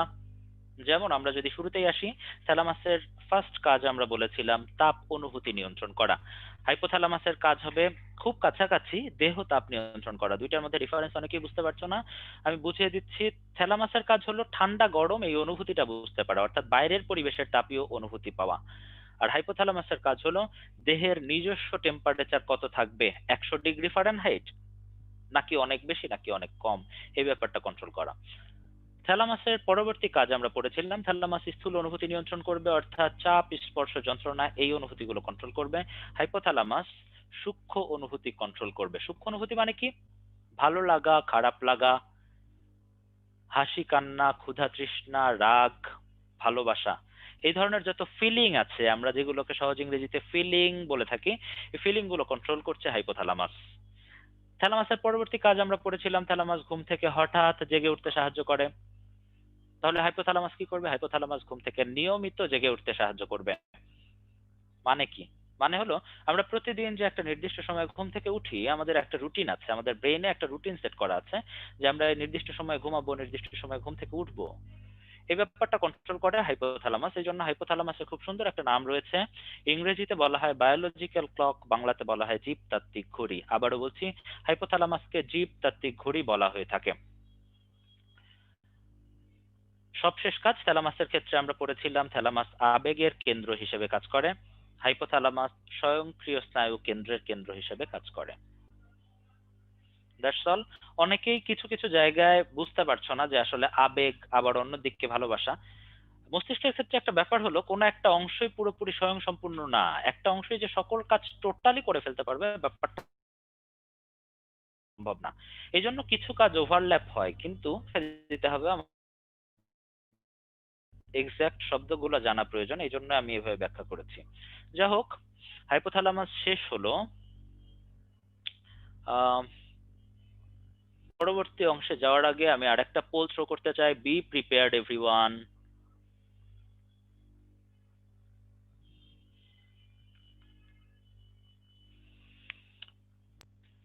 পোল লঞ্চ করা হয়েছে, 20 সেকেন্ড চলবে, দ্রুত আনসার করো।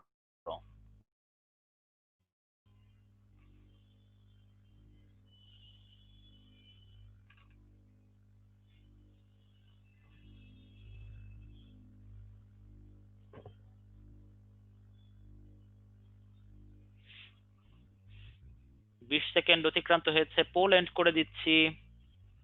স্বাভাবিকভাবে অধিকাংশই সঠিক উত্তর দিয়েছো। হাইপোথ্যালামাসের কাজ হলো ভালোবাসা নিয়ন্ত্রণ করা।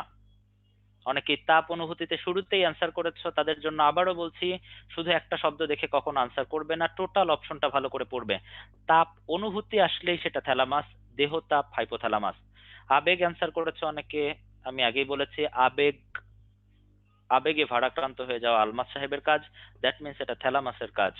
ব্যক্তিত্ব কন্ট্রোল করে থ্যালামাস, কিছুক্ষণ আগে আমরা পড়ে এসেছিলাম। বাকি থাকে ভালোবাসা, এই সকল ভালোবাসা কন্ট্রোল করে হাইপোথ্যালামাস। Thank you everyone. আমরা পরবর্তী অংশে চলে যাচ্ছি। হাইপোথ্যালামাসের মধ্য দিয়ে আমাদের অগ্র মস্তিষ্ক শেষ হয়েছে, আমরা এবারে মধ্য মস্তিষ্কে যেতে চাই। মধ্য মস্তিষ্ক খুবই ছোট্ট একটা অংশ, দেখো ছবিতে সবুজ চিহ্নিত করা আছে, খুবই ছোট্ট অংশ, এটার নামই মধ্য মস্তিষ্ক। এই মধ্য মস্তিষ্কের গঠন সম্পর্কে কিছুই জানতে হবে না, আমরা এতটুকু শুরুতেই জেনে এসেছি। এখানে চারটা অংশ আছে, tectum, corpora, quadrigemina, cerebral peduncle, cerebral aqueduct. আমরা শুধুমাত্র মধ্য মস্তিষ্কের কাজটা জানার চেষ্টা করব। মধ্য মস্তিষ্কের কাজ হলো আমাদের দর্শন এবং শ্রবণ এই দুই তথ্যের মধ্যে সমন্বয় ঘটানো। আমরা সবাই জানি যে আমরা দেখি চোখ দিয়ে কিন্তু শুনি কান দিয়ে। চোখ এবং কানের মধ্যে সরাসরি কোনো সংযোগ নেই। আমরা যে বস্তুটা দেখছি সেটাই যে শুনছি এমন কোনো গ্যারান্টি তো আমরা দিতে পারছি না। এই গ্যারান্টি দিচ্ছে আমাদেরকে মধ্য মস্তিষ্ক। মধ্য মস্তিষ্ক যে কোনো একটা আহ, ছবি, দ্যাট মিনস যে কোনো একটা দৃশ্য এবং সেই সাথে সেটার শব্দ, এই দুইটাকে একসাথে কম্বাইন করে সেরেব্রামে পাঠায়। এই জন্য আমরা বলি মধ্য মস্তিষ্ক দর্শন এবং শ্রবণ এই দুই তথ্যের মধ্যে সমন্বয় ঘটায়। মধ্য মস্তিষ্ক পেরিয়ে আমরা চলে এসেছি মস্তিষ্কের শেষ অংশ, পশ্চাৎ মস্তিষ্কে। পশ্চাৎ মস্তিষ্ক একদম শেষ অংশ, সবাই দেখতে পাচ্ছ এখানে তিনটে অংশ রয়েছে। পেছনের অংশটা সেরেবেলাম, সেরেবেলামের সামনে পন্স এবং সবার নিচে মস্তিষ্কের সর্বশেষ অংশ, যার পর থেকে স্পাইনাল কর্ড অর্থাৎ সুষুম্না কাণ্ড শুরু হয়েছে, সেই অংশটার নাম মেডুলা। আমরা প্রথমে আসছি সেরেবেলামে। সেরেবেলাম নামটাতে অনেকেই সেরেব্রামের সাথে মিল খুঁজে পাচ্ছ। প্রকৃতপক্ষে এটা সেরেব্রামের সাথে অনেক মিল আছে, গঠন কাজ সবকিছুতেই সেরেব্রামের সাথে মিল। কেমন মিল? আমরা সেরেব্রামটা আরেকবার রিকল করছি। সেরেব্রাম পুরো মস্তিষ্কের সবচেয়ে বড় অংশ, বিপরীত দিকে সেরেবেলাম পশ্চাৎ মস্তিষ্কের সবচেয়ে বড় অংশ। কতটুকু বড়? খুব বেশি বড় না, দেখা গেছে সেরেবেলামের গড় ওজন মাত্র 150 গ্রাম, কিন্তু এটা পশ্চাৎ মস্তিষ্কের সবচেয়ে বড় অংশ। সেরেব্রামের ক্ষেত্রে আমরা দেখিয়েছিলাম এখানে ডান এবং বাম পাশে দুইটা আলাদা হেমিস্ফিয়ার ছিল। ঠিক একইভাবে সেরেবেলামের ক্ষেত্রেও ডান এবং বাম দুই পাশে দুইটা আলাদা হেমিস্ফিয়ার থাকবে। সেরেব্রামের দুইটা হেমিস্ফিয়ারের সংযোজক টিস্যু ছিল কর্পাস ক্যালোসাম। একইভাবে সেরেবেলামের দুইটা হেমিস্ফিয়ারের মধ্যে একটা সংযোজক থাকবে, এটার নাম হবে এবারে ভার্মিস। সেরেব্রামকে আমরা যখন কেটেছিলাম ভেতরে হোয়াইট ম্যাটার বাইরে গ্রে ম্যাটার পেয়েছিলাম, এখানেও একইভাবে যদি কাটা হয় ভেতরের দিকে হোয়াইট ম্যাটার পাওয়া যাবে, বাইরের দিকে গ্রে ম্যাটার পাওয়া যাবে। কাজ কি করবে? কাজেও সেরেব্রামের সাথে যথেষ্ট মিল আছে, কিন্তু এই মিল থাকাটাই আমাদের জন্য খুব বেশি সমস্যা হয়ে দাঁড়ায়, কারণ যেখানেই মিল থাকে সেখানেই কনফিউশন। আমরা আরেকবার সেরেব্রামের কাজটা রিকল করছি। সেরেব্রামের সবচেয়ে গুরুত্বপূর্ণ কাজ আমি বলেছিলাম ঐচ্ছিক পেশির কার্যকলাপ নিয়ন্ত্রণ করা। আমি আবারও রিপিট করছি, কার্যকলাপ। অন্যদিকে সেরেবেলামের সবচেয়ে গুরুত্বপূর্ণ কাজ হলো ঐচ্ছিক পেশির পেশি টান নিয়ন্ত্রণ করা। দ্যাট মিনস এক একটা পেশির যে মাসেল স্ট্রেংথ থাকে, যেটাকে আমরা মাসেল টোন বলে থাকি, মাসেল টোন অথবা পেশি টান কন্ট্রোল করছে সেরেবেলাম। কিন্তু পুরো পেশিটার কার্যকলাপ, অর্থাৎ এটা সংকুচিত হবে নাকি প্রসারিত হবে, এতটুকু কন্ট্রোল করছে সেরেব্রাম। যেহেতু সেরেবেলাম পেশি টান নিয়ন্ত্রণ করছে, সুতরাং এটা আমাদেরকে স্টিডি রাখবে, সোজা রাখবে, অর্থাৎ সেরেবেলাম আমাদের ভারসাম্য রক্ষা করবে। এই ভারসাম্য শব্দটা খুবই গুরুত্বপূর্ণ, কারণ এটা এর আগে মেডিকেল ভর্তি পরীক্ষায় 2বার অলরেডি এসেছে, ভবিষ্যতে আসার সম্ভাবনা খুবই প্রবল। ভারসাম্য রক্ষা করে মস্তিষ্কের কোন অংশ? খুবই সহজ উত্তর, দি সেরেবেলাম। সেরেবেলামের কাজ মনে রাখার জন্য ডাইজেস্টে নেমোনিক অথবা ছন্দ আছে, আমি আর ছন্দ বলছি না। আমার মনে হয় যে লজিক্যালি চিন্তা করলে সেরেবেলামের কাজটা যথেষ্ট সহজ। সেরেব্রাম বনাম সেরেবেলাম আমরা একবার বলে এসেছি, আরেকবার আমি সবাইকে স্মরণ করিয়ে দিচ্ছি। সেরেব্রাম ঐচ্ছিক পেশির কার্যকলাপ নিয়ন্ত্রণ করে, বিপরীত দিকে সেরেবেলাম ঐচ্ছিক পেশির পেশি টান নিয়ন্ত্রণ করে থাকে। আমরা এবারে চলে যাচ্ছি মস্তিষ্কের সবশেষ অংশ মেডুলা অবলঙ্গাটাতে। মেডুলা অবলঙ্গাটা মস্তিষ্কের একদম শেষ অংশ, এরপর থেকে এই সুষুম্না কাণ্ড শুরু হয়েছে। এটারও গঠন খুব বেশি গুরুত্বপূর্ণ কিছু না, কাজ প্রয়োজন পড়বে। মেডুলা অবলঙ্গাটার কাজ সম্পর্কে বলতে গেলে এক শব্দে একটা কথা বলা যায়, সেটা হলো মেডুলা অবলঙ্গাটা আমাদের শরীরের সকল স্বয়ংক্রিয় কার্যকলাপ নিয়ন্ত্রণ করে থাকে, অর্থাৎ যেটা আমরা ইচ্ছা করে করি না, সাবকনশাসলি অথবা আনকনশাসলি ঘটে থাকে, সেটা কন্ট্রোল করছে মেডুলা অবলঙ্গাটা। কি কেমন কি কাজ রয়েছে? আমরা যদি খাবারের ক্ষেত্রে কল্পনা করি, খাবার গিলে ফেলার যে লাস্ট স্টেজ, সেটা আমাদের ইচ্ছার বাইরে স্বয়ংক্রিয়ভাবে ঘটে থাকে। তারপরে পুরো খাদ্যনালীর মধ্যে খাবারের চলাচল এবং সবশেষে মলমূত্র ত্যাগ, এসব কিছুই আমাদের ইচ্ছার বাইরে স্বয়ংক্রিয়ভাবে চলে। সুতরাং এগুলো সবই মেডুলা অবলঙ্গাটা নিয়ন্ত্রণ করবে। আমরা যদি রক্ত সংবহন তন্ত্রের দিকে তাকাই, তাহলে হার্টবিট করছে স্বয়ংক্রিয়ভাবে, রক্তনালী সংকোচন প্রসারণ হচ্ছে স্বয়ংক্রিয়ভাবে, রক্তচাপ বাড়ছে কমছে স্বয়ংক্রিয়ভাবে, সুতরাং সব মেডুলা নিয়ন্ত্রণ করছে। শ্বসন অর্থাৎ ফুসফুস সংকুচিত প্রসারিত হচ্ছে, মেডুলা নিয়ন্ত্রণ করছে। এবং আমাদের ইচ্ছার বাইরে হাঁচি কাশি বমি যখন ঘটছে, সেটাও স্বয়ংক্রিয়ভাবে ঘটছে। তাহলে সহজ কথায় আমাদের যত স্বয়ংক্রিয় কার্যকলাপ আছে সেটাই মেডুলা নিয়ন্ত্রণ করছে। এতটুকুর পরেও যদি কারো কাছে কঠিন হয়ে যায়, তার জন্য আরেকটা সহজ ট্রিক্স বলে দিই। আমাদের বডির মিড লাইনে যা কিছু অ্যাক্টিভিটি আছে, এইসব অ্যাক্টিভিটি কন্ট্রোল করছে medulla অবলঙ্গাটা। Just mid line activity চিন্তা করো, খাবার গিলে ফেলা, পেরিস্টালসিস, মলমূত্র ত্যাগ, হার্ট বিটিং, শ্বসন, হাঁচি কাশি বমি, স্বাভাবিকভাবে সবই মিড লাইন অ্যাক্টিভিটি, সুতরাং সব কন্ট্রোল করছে মেডুলা অবলঙ্গাটা। তবে এখানে খুব খুব খুব গুরুত্বপূর্ণ একটা তথ্যের দিকে সবার নজর আকর্ষণ করছি, সেটা হলো যদিও শ্বসন নিয়ন্ত্রণ করে থাকে মেডুলা অবলঙ্গাটা, অর্থাৎ ফুসফুসের সংকোচন প্রসারণের ব্যাপারটা মেডুলাই নিয়ন্ত্রণ করে, কিন্তু শ্বসন কতবার ঘটবে প্রতি মিনিটে, এই শ্বাসক্রিয়ার হারটা নিয়ন্ত্রণ করে থাকে পন্স। পন্সের যতগুলো কাজ রয়েছে তার মধ্যে সবচেয়ে গুরুত্বপূর্ণ এটাই যে পন্স স্বাভাবিক শ্বাসক্রিয়ার হার নিয়ন্ত্রণ করে থাকে।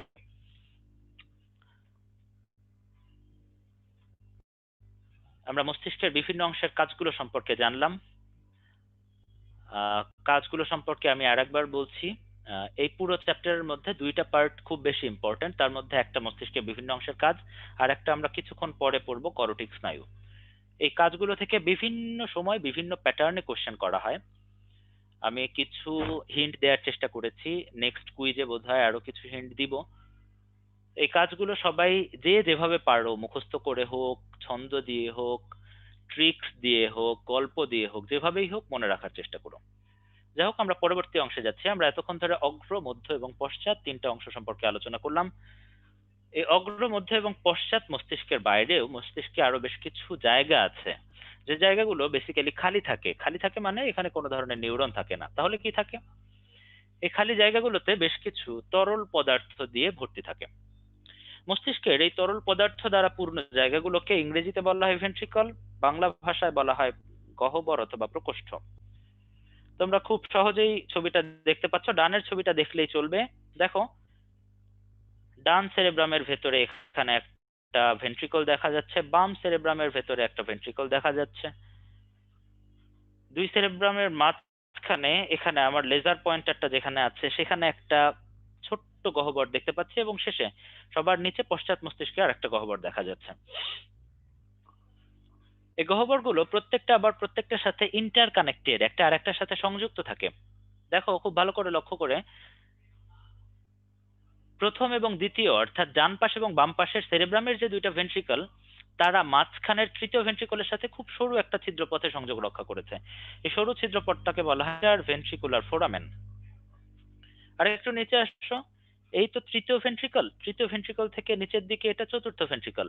তার মাঝখানে যে সরু নালীটা দেখতে পাচ্ছ, that is called cerebral aqueduct, যেটা আমরা কিছুক্ষণ আগে পড়েছিলাম, মধ্য মস্তিষ্কের একটা অংশ। তাহলে মধ্য মস্তিষ্কের সেরেব্রাল অ্যাকুইডাক্ট তৃতীয় এবং চতুর্থ ভেন্ট্রিকলের মধ্যে সংযোগ রক্ষা করে।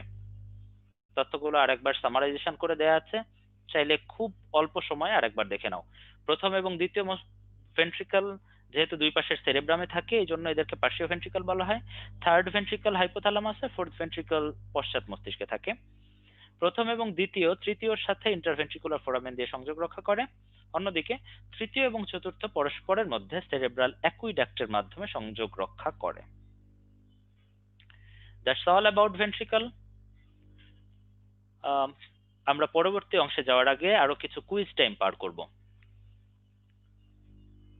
সরাসরি কুইজ দেওয়া হয়েছে, চ্যাট বক্সে অ্যান্সার করতে হবে। চ্যাট বক্সে সবাই অ্যান্সার করো।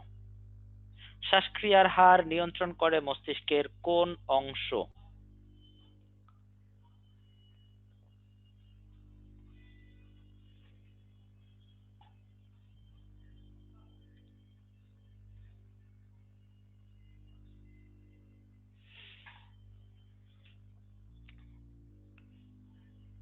আনসার টাইম শেষ।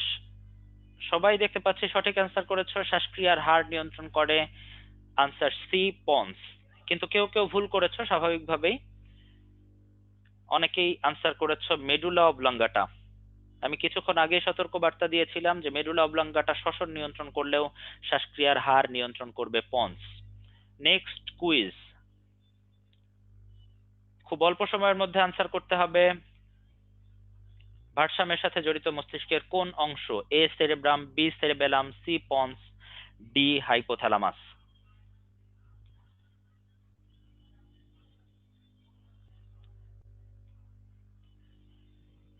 অধিকাংশই সঠিক উত্তর দিয়েছো এবারেও। সঠিক উত্তর বি সেরেবেলাম। যদিও কেউ কেউ ভুল আনসার করেছো, কেউ কেউ হাইপোথ্যালামাস বলার চেষ্টা করছো, কেউ সেরেব্রাম বলার চেষ্টা করছো। সবাইকে স্মরণ করিয়ে দিই, ভারসাম্যের সাথে জড়িত মস্তিষ্কের সেরেবেলাম। এবং তথ্যটি খুবই গুরুত্বপূর্ণ, কোনো এক বছর মেডিকেল ভর্তি পরীক্ষা এসেছিল, ভবিষ্যতে আসতে পারে। যাই হোক, আমরা আমাদের আজকে লেকচারের প্রথম অংশ শেষ করলাম। করটিক স্নায়ু খুবই গুরুত্বপূর্ণ একটা পার্ট। সেখানে যাওয়ার আগে আমি 2 মিনিট সময় দিচ্ছি চ্যাট বক্সে। খুব ছোট ছোট কোনো প্রশ্ন যদি থাকে সেগুলো করতে পারো। খুব বেশি ব্যাখ্যামূলক প্রশ্ন আমি এই মুহূর্তে নিতে পারছি না। যদি ছোট কোনো প্রশ্ন থাকে করতে পারো। Just 2 minute for ice breaking session. কোনো প্রশ্ন থাকলে করতে পারো।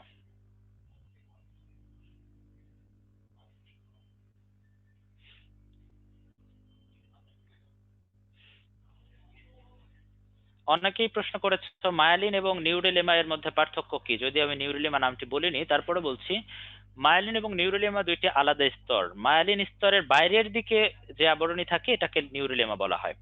সাধারণত মায়ালিনের চর্বি দিয়ে আবৃত থাকার পরে তার বাইরেও আরেকটা অতিরিক্ত আবরণী থাকে, যেটা প্রকৃতপক্ষে কোনো একটা কোষের কোষ ঝিল্লি। আমরা কিছুক্ষণ আগে জেনেছিলাম যে অলিগোডেন্ড্রোসাইট যে কোষগুলো, সেগুলো মায়ালিন আবরণী তৈরি করে।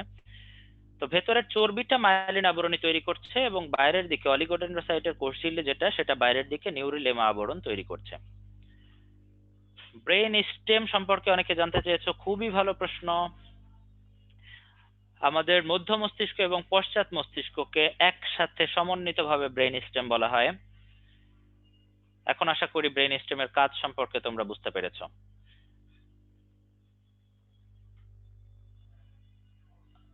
কেউ কেউ প্রশ্ন করেছো এপেন্ডাইমার কাজ কি, অলরেডি একবার বলা হয়েছে। এপেন্ডাইমা মস্তিষ্কের ভেতরে তরল পদার্থ ক্ষরণ করে। মেনিনজাইটিসের ব্যাপারে প্রশ্ন করেছো। মেনিনজাইটিস হচ্ছে মেনিনজেসের প্রদাহজনিত রোগ, যেটা নাইজেরিয়া মেনিনজিটাইটিস নামের একটা জীবাণুর দ্বারা সংঘটিত হয়।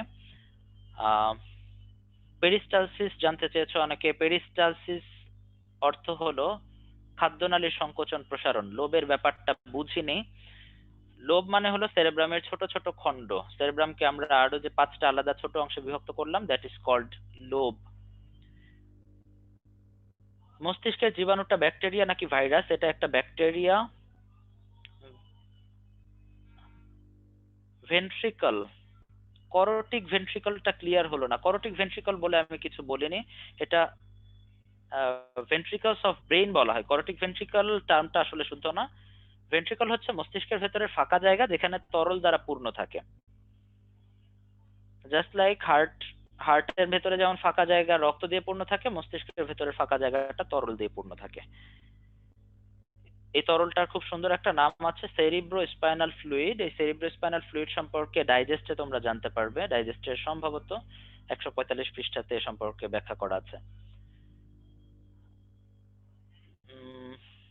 লিম্বিক সিস্টেম কি? লিম্বিক সিস্টেম হচ্ছে সেরেব্রামের একটা পার্ট যেটা হাইপোথ্যালামাসের সাথে সংযুক্ত থাকে এবং হাইপোথ্যালামাসকে বিভিন্ন ধরনের ভালোবাসা, রাগ এগুলো কন্ট্রোল করতে সাহায্য করে। আমি আর কোনো প্রশ্ন নিচ্ছি না, আপাতত চ্যাট বক্স বন্ধ। আমরা আবার পড়াশোনায় ফেরত আসি। আমাদের নেক্সট টপিক করোটিক স্নায়ু। মস্তিষ্ক থেকে যে স্নায়ুগুলো তৈরি হয় সেগুলোকে করোটিক স্নায়ু বলা হয়। করোটিক স্নায়ু সম্পর্কে বইতে একটা চার্ট দেয়া আছে। বলা হয় যে জুওলজি বইতে সবচেয়ে গুরুত্বপূর্ণ পার্ট হলো করোটিক স্নায়ুর চার্ট। এবং কোনো এক পৃষ্ঠা থেকে যদি একটা প্রশ্ন আসার গ্যারান্টি দেয়া যায় সেটা হলো করোটিক স্নায়ুর চার্ট। যদিও 100% গ্যারান্টি আমরা কেউই দিতে পারি না, তারপরও প্রায় প্রতি বছরই এখান থেকে একটা না একটা প্রশ্ন থাকবেই।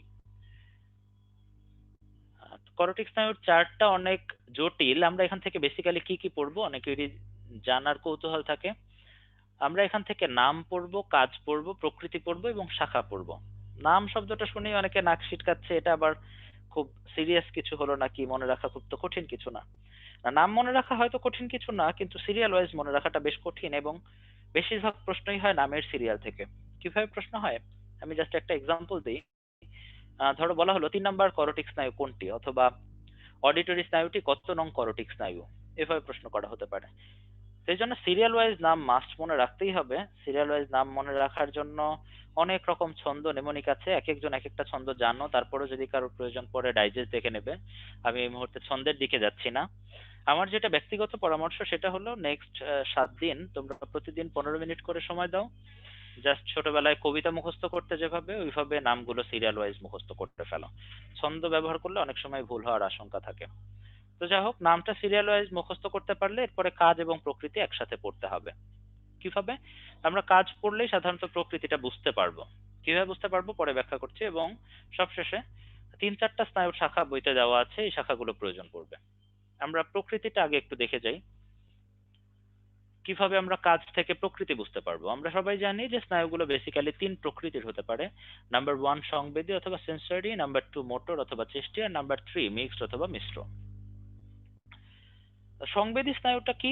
সংবেদী স্নায়ু হচ্ছে অনুভূতিবাহী স্নায়ু, অর্থাৎ অনুভূতি বহন করে এরকম কথা যদি কোথাও থাকে সেটা অবশ্যই সংবেদী স্নায়ু। খুব সহজ এক্সাম্পল ধরো আমি দিলাম, আমাদের চোখ থেকে একটা ছবি মাথায় যাওয়ার জন্য তো অবশ্যই একটা অনুভূতিবাহী স্নায়ুর প্রয়োজন পড়বে। তো চোখ থেকে যে স্নায়ুটা একটা ছবিকে মস্তিষ্কে বহন করে নিয়ে যাবে, সেটা অবশ্যই সংবেদী স্নায়ু হবে। ঠিক উল্টো কাজটা করে চেষ্টীয়। চেষ্টীয় স্নায়ুর কাজ কি? এটা নির্দেশ বহন করে। দ্যাট মিনস মস্তিষ্ক থেকে কোনো একটা কাজ করার জন্য কোনো একটা অঙ্গে, সেটা হতে পারে হাত, হতে পারে পা, সেখানে নির্দেশ নিয়ে আসে। এবং কিসের নির্দেশ এটা? অধিকাংশ সময় এটা পেশি সঞ্চালন করার নির্দেশ হয়। অর্থাৎ সহজ কথায় আমরা যদি কোথাও পেশি সঞ্চালন, বিচলন, নরণ এই জাতীয় শব্দগুলো পাই, দ্যাট ইজ কল্ড চেষ্টীয় স্নায়ু। ইংরেজিতে বলা হয় মোটর স্নায়ু। এবং কোনো একটা স্নায়ু যদি একই সাথে দুই ধরনের কাজই করে, সেটা হবে মিশ্র স্নায়ু। এখন আমরা নামগুলো একবার করে পড়ে যাব এবং আমি যেভাবে বললাম এভাবে বাসায় মুখস্থ করার চেষ্টা করবে সবাই। চেষ্টা না, বেসিক্যালি মুখস্থ, ঠোঁটস্থ, অন্তস্থ যা ইচ্ছা করে রাখতে হবে। নামগুলো একবার আমি বলছি: olfactory, optic, oculomotor, trochlear, trigeminal, abducens, facial, auditory, glossopharyngeal, vagus, accessory and hypoglossal. এবারে আমরা কাজে চলে যাচ্ছি। সবগুলো স্নায়ুর কাজ সমানভাবে গুরুত্বপূর্ণ না, আমি গুরুত্বপূর্ণ কাজগুলো এখানে দেখানোর চেষ্টা করেছি। মোস্ট ইম্পর্টেন্ট তিনটা বেসিক অনুভূতিবাহী স্নায়ু। তিনটা বেসিক অনুভূতি কি কি আমরা সবাই জানি। চোখ, কান এবং নাক, এই তিনটা হচ্ছে আমাদের বেসিক তিনটা ইন্দ্রিয়। চোখ দিয়ে আমরা দেখি, এই দেখার অনুভূতি বহন করার জন্য যে স্নায়ু থাকে সেটার নাম অপটিক স্নায়ু। নাম থেকেই আমরা কিছুটা বুঝতে পারছি, অপটিক নামটাতে কেমন যেন একটা চশমা চশমা গন্ধ আছে। দ্বিতীয়ত কান। কান যখনই আসে সেখানে অডিও শব্দটা আছে, এবং অডিটরি নামটাতেই একটা অডিও অডিও গন্ধ সবাই পাচ্ছ। সুতরাং অডিটরি স্নায়ুর বেসিক কাজ হবে শ্রবণ অনুভূতি, অর্থাৎ যে কোনো একটা শোনার অনুভূতি মস্তিষ্কে বহন করে নিয়ে যায়। এবং আজকে থেকে আরেকটা কথা মাথার মধ্যে একদম গেঁথে নাও, সেটা হলো যেখানেই শ্রবণ পাবে সেখানে শ্রবণের আর একটা যমজ ভাই চলে আসবে, তার নাম হলো ভারসাম্য অনুভূতি। অর্থাৎ যেখানেই শ্রবণ অনুভূতি থাকবে সেখানেই পাশাপাশি ভারসাম্য অনুভূতি থাকবে। কান থেকে আমরা বেসিক্যালি দুইটা অনুভূতি গ্রহণ করি, একটা শ্রবণ আর একটা ভারসাম্য অনুভূতি। এই অনুভূতি দুইটা বহন করে অডিটরি স্নায়ু। এবং সবশেষে অলফ্যাক্টরি স্নায়ু। সব শেষে না, বেসিক্যালি এটা সবার শুরুতে, 1 নাম্বার স্নায়ু অলফ্যাক্টরি। এটার কাজ হলো পৃথিবীর যত পারফিউম ফ্যাক্টরি আছে সব পারফিউম ফ্যাক্টরির পারফিউমের ঘ্রাণ উদ্দীপনা মস্তিষ্কে পৌঁছানো। জাস্ট নট দ্য পারফিউম, যত ডাস্টবিন আছে সেগুলোর ঘ্রাণ উদ্দীপনাও মস্তিষ্কে পৌঁছায় অ্যাবসলিউটলি। সহজ কথায় সকল ঘ্রাণ উদ্দীপনা মস্তিষ্কে পৌঁছাবে অলফ্যাক্টরি স্নায়ু। এই তিনটা সবচেয়ে গুরুত্বপূর্ণ, এবং তিনটাই যেহেতু অনুভূতি বহন করছে, এই তিনটা একদম কোর পিওর সেন্সরি স্নায়ু। এরপরে আমরা আসছি তিনটা স্পেশাল স্নায়ুতে, নাম্বার 3, 4 অ্যান্ড 6। এই তিনটা যমজ ভাই। যমজ ভাই বললে ভুল হবে, এরা অনেকটা ওই রকম যে মানে এক আত্মা তিন প্রাণ এই টাইপের, মানিক জোর। তো এই তিন ভাই কি করে? এই তিন ভাইয়ের একটাই কাজ, সেটা হলো চোখ যখন বিভিন্ন দিকে নড়াচড়া করতে চায়, এই চোখের যে আইবলটা আছে, আইবল অর্থাৎ অক্ষিগোলকে সঞ্চালন নিয়ন্ত্রণ করা। তো যেহেতু এরা সঞ্চালন নিয়ন্ত্রণ করছে, এই তিনটা স্নায়ু একদম পিওর মোটর। এবারে আমরা আসছি আরো তিনটা স্নায়ুর ক্ষেত্রে কিছুটা গুরুত্বপূর্ণ। প্রথমে আমরা আসি ফেসিয়াল। ফেস মানে মুখ, সবাই জানো। মুখের ভেতরে প্রধানত দুইটা জিনিসই থাকে, জিহ্বা থাকে আর দাঁত থাকে। জিহ্বার কাজ স্বাদ গ্রহণ করা, দাঁতের কাজ চর্বণ করা। তাহলে ফেসিয়াল স্নায়ুর কাজ হচ্ছে স্বাদ গ্রহণ এবং চর্বণ। যেহেতু চর্বণের জন্য নির্দেশ পাঠাতে হবে, দ্যাট মিনস এখানে একটা মোটর কাজ আছে, আবার স্বাদ গ্রহণের মতো একটা সেন্সরি কাজও আছে। অর্থাৎ ফেসিয়াল স্নায়ুটা একই সাথে সেন্সরি মোটর অর্থাৎ মিক্সড। স্বাদ গ্রহণের ব্যাপারটা যেহেতু চলেই আসলো, স্বাদ গ্রহণের জন্য আরেকটা স্নায়ু কাজ করে, এটার নাম গ্লসোফ্যারিঞ্জিয়াল। মনে রাখবো কিভাবে? গ্লস তো শব্দটার অর্থই জিহ্বা, এই অর্থটা মনে রাখতে হবে। তো গ্লসোফ্যারিঞ্জিয়াল স্নায়ু এটা স্বাদ গ্রহণের পাশাপাশি জিহ্বাতে আরেকটা কাজ করে, সেটা হলো জিহ্বাকে কিছু পরিমাণে ডানে বামে নাড়াতে পারে। অর্থাৎ জিহ্বার নড়াচড়ার ক্ষেত্রে কিছুটা ভূমিকা রাখে। তো এখানেও যেহেতু একই সাথে স্বাদ গ্রহণ আবার সঞ্চালন অর্থাৎ সেন্সরি মোটর দুইটা কাজই আছে, সুতরাং গ্লসোফ্যারিঞ্জিয়াল স্নায়ু একই সাথে সেন্সরি অ্যান্ড মোটর অর্থাৎ মিক্সড স্নায়ু। জিহ্বা সঞ্চালনে কিছুটা কাজ করে গ্লসোফ্যারিঞ্জিয়াল। তাহলে প্রধান কাজ কে করে? প্রধান কাজ কে করে? এই যে আরেকটা গ্লোসা আছে দেখো, সেটা হচ্ছে হাইপোগ্লোসাল। হাইপোগ্লোসাল এটার কাজই হলো জিহ্বা সঞ্চালন করা। এ স্বাদ গ্রহণের ধারে পাশেও যায় না, শুধু জিহ্বা সঞ্চালনেই ব্যস্ত থাকে। এবং লাস্ট আর একটা স্নায়ুর কাজ খুব বেশি গুরুত্বপূর্ণ না, তারপরও ইনক্লুড করেছি আমি, অ্যাক্সেসরি স্নায়ু। মাথা এবং কাঁধের সঞ্চালন নিয়ন্ত্রণ করে। আবারও যেহেতু সঞ্চালন শব্দটা এসেছে, দ্যাট মিনস এটা একটা পিওর মোটর স্নায়ু। তো অনেকটাই প্যাচ লেগে যাচ্ছে, কোনোটা সেন্সরি, কোনোটা মোটর, কোনোটা স্বাদ গ্রহণ, কোনোটা জিহ্বা সঞ্চালন। আমার মনে হয় এরকম করে ইনফরমেশন গুলো যদি একসাথে কম্পাইল করে পড়ো তাহলে তোমাদের জন্য সহজ হবে। দেখো এখানে আমি খুব ইম্পর্টেন্ট ইনফরমেশন গুলো কম্পাইল করে দেওয়ার চেষ্টা করেছি। পিওর সেন্সরি স্নায়ু আছে তিনটা, নাম্বার 1, 2 অ্যান্ড 8, অর্থাৎ olfactory, optic and auditory. Pure motor আছে 5টা স্নায়ু, নাম্বার 3, 4, 6, 11, 12, অর্থাৎ অকুলোমোটর, ট্রক্লিয়ার, অ্যাবডুসেন্স, অ্যাক্সেসরি এবং হাইপোগ্লোসাল। আইবল মুভমেন্ট অর্থাৎ অক্ষিগোলকের সঞ্চালন নিয়ন্ত্রণ করে প্রধানত 3টা স্নায়ু, নাম্বার 3, 4 অ্যান্ড 6, অর্থাৎ অকুলোমোটর, ট্রক্লিয়ার অ্যান্ড অ্যাবডুসেন্স। এখানে 2টা শব্দ লিখে রাখবে, দেখো লাল কালিতে আমি লিখে রেখেছি SO4 LR6। মানে জানতে চাইও না, আল্লাহর ওয়াস্তে আগামী দিন ব্যাখ্যা করব। স্বাদ গ্রহণ এবং জিহ্বা চালনার মধ্যে একটা কনফ্লিক্ট আমরা আগের পেজে দেখেছিলাম, আমরা এখানে একসাথে কম্পাইল করে দিয়েছি। স্বাদ গ্রহণে 2টা স্নায়ু কাজ করে, ফেসিয়াল, গ্লসোফ্যারিঞ্জিয়াল। আবার জিহ্বা চালনাতেও 2টা স্নায়ু একসাথে কাজ করে, হাইপোগ্লোসাল এবং গ্লসোফ্যারিঞ্জিয়াল। তো আমার মনে হয় এই পৃষ্ঠাটা একটা স্ক্রিনশট নিয়ে রাখতে পারো, অথবা বাসায় নিজেরা এভাবে কম্পাইল করে পড়তে পারো। That's all about cranial nerves. তবে একটা জিনিস এখনো বাকি রয়ে গেছে, সেটা হলো শাখা। শাখাটা বেশ গুরুত্বপূর্ণ। এখানে বইতে বোধহয় 3টা স্নায়ুর শাখা দেওয়া আছে তোমাদের বইতে। এর মানে এই না যে অন্যান্য স্নায়ুগুলোর কোনো শাখা নেই, অন্যান্য স্নায়ুর শাখাও আছে, তোমাদের বইতে দেওয়া নাই।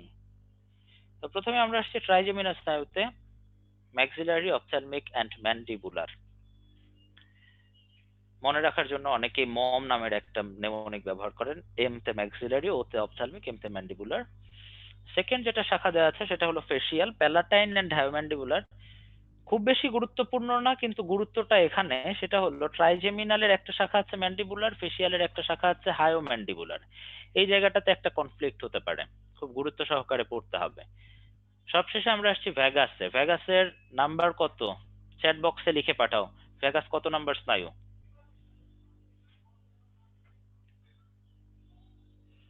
অনেকেই লিখে পাঠিয়েছো ভেগাস নাম্বার 10 স্নায়ু। এবারে আর একটা প্রশ্ন করি, ফুটবলে অথবা ক্রিকেটে সবচেয়ে ইম্পর্টেন্ট জার্সি কত নাম্বার হয়? চ্যাট বক্সে লিখে পাঠাও, সবচেয়ে ইম্পর্টেন্ট জার্সি সাধারণত কত নাম্বার হয়? আবারও অধিকাংশ অ্যান্সার পাঠিয়েছো নাম্বার 10। দ্যাট মিনস ভেগাস এটা হচ্ছে আমাদের ক্রেনিয়াল নার্ভস প্লেয়ার লিস্টে সবচেয়ে দামি প্লেয়ার, সবচেয়ে গুরুত্বপূর্ণ স্নায়ু। আমাদের শরীরের যত গুরুত্বপূর্ণ স্বয়ংক্রিয় অঙ্গ আছে সব জায়গাতে ভেগাস নার্ভের একটা করে শাখা আছে। তার মধ্যে সবচেয়ে গুরুত্বপূর্ণ 4টা শাখার নাম এখানে দেওয়া আছে। তোমরা শব্দগুলোর সাথে সবাই পরিচিত। হৃৎপিণ্ডে অর্থাৎ হার্টে সাপ্লাই দেয় যেটা, সেটার নাম কার্ডিয়াক। ফুসফুসে সাপ্লাই দিলে পালমোনারি। পাকস্থলীতে সাপ্লাই দিলে গ্যাস্ট্রিক। এবং ল্যারিংস অর্থাৎ ষড়যন্ত্রে সাপ্লাই দিলে এটা অবশ্যই ল্যারিঞ্জিয়াল। এখান থেকে ভেগাসের শাখাগুলোর মধ্যে থেকে ইম্পর্টেন্ট হচ্ছে বিস্তার। তোমরা সবাই তো শব্দগুলো বুঝতে পারছো, কার্ডিয়াক মানে হার্ট, পালমোনারি মানে ফুসফুস। এখান থেকে প্রশ্নটা করা হবে এভাবেই যে পালমোনারি স্নায়ু কোথায় স্নায়ু সংবহন করে? ফুসফুস, হৃৎপিণ্ড, পাকস্থলী নাকি ষড়যন্ত্র? এইভাবে প্রশ্ন করা হতে পারে। এখানে খুব মজার একটা তথ্য দিই, খুব বেশি একাডেমিক ইম্পর্টেন্ট না, কিন্তু তথ্যটা আমার কাছে বেশ মজার ছিল। সেটা হলো ভেগাস স্নায়ু যেহেতু পাকস্থলীতে স্নায়ু সংবহন করে, অর্থাৎ পাকস্থলীতে ক্ষুধা লাগলে ক্ষুধার অনুভূতিটা ভেগাস স্নায়ুই মস্তিষ্কে পৌঁছে দেয়। এই জন্য ভেগাস স্নায়ুকে ইংরেজিতে হাংরি নার্ভ বলা হয়, অর্থাৎ বাংলায় ক্ষুধার্ত স্নায়ু বলা হয়। That's all about cranial nerves.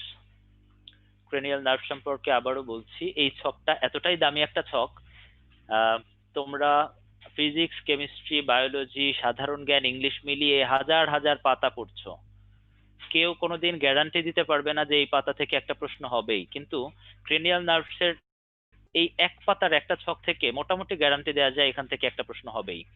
তাই চাইলেই যদি একটা প্রশ্ন অ্যান্সার করা যায়, দোষ কি? একটু ভালো করে পড়ো, তথ্যগুলো একসাথে কম্পাইল করে পড়ো, নিজের মতো করে গুছিয়ে নাও, সহজ হবে পড়া। জটিল ভেবে খুব বেশি জটিল করে ফেলো না। আর একটা quiz time, chat box open. স্বাদ গ্রহণের সাথে জড়িত কোন স্নায়ু? Option A hypoglossal, option B glossopharyngeal, option C facial, option D olfactory. Chat বক্সে সময় দিচ্ছি 20 সেকেন্ড। এবারে কিন্তু অ্যাবসলিউট কোন আনসারের পক্ষে খুব বেশি রায় নাই, সবাই কনফিউজড হয়ে আছো, কেউ বলছো বি, কেউ বলছো সি, কেউ বি, কেউ সি। আসলে কোনটা আনসার হবে? এখন পর্যন্ত একটাও সঠিক উত্তর পাইনি, এখন পর্যন্ত একটাও সঠিক উত্তর পাইনি। সঠিক উত্তর হবে বি এবং সি উভয়টি। যদিও রিসেন্টলি মেডিকেলে মাল্টিপল অ্যান্সার হয় না, তবে আগে হতো। আগে একটা সময় ছিল যখন 2টা 3টা 4টা পর্যন্ত অ্যান্সার থাকতো। আমরা আশা করি না মাল্টিপল অ্যান্সার থাকবে, তারপরও প্রিপেয়ার্ড থাকা উচিত। তোমরা সবাই জানো স্বাদ গ্রহণের সাথে জড়িত 2টা স্নায়ু হলো ফেসিয়াল, গ্লসোফ্যারিঞ্জিয়াল, এবং জিহ্বা সঞ্চালনের সাথে জড়িত 2টা স্নায়ু হলো হাইপোগ্লোসাল এবং গ্লসোফ্যারিঞ্জিয়াল।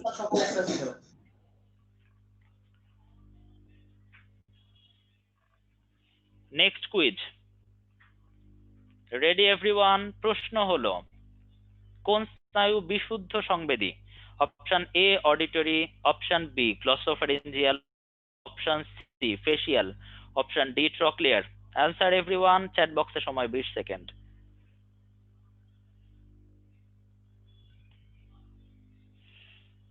এবারে অধিকাংশই সঠিক উত্তর দিয়েছো। সঠিক উত্তর অপশন এ অডিটরি। আমরা বলেছিলাম বিশুদ্ধ সংবেদী অর্থাৎ পিওর সেন্সরি নার্ভ তিনটি, অডিটরি, অপটিক এবং নাম্বার 1 অর্থাৎ অলফ্যাক্টরি।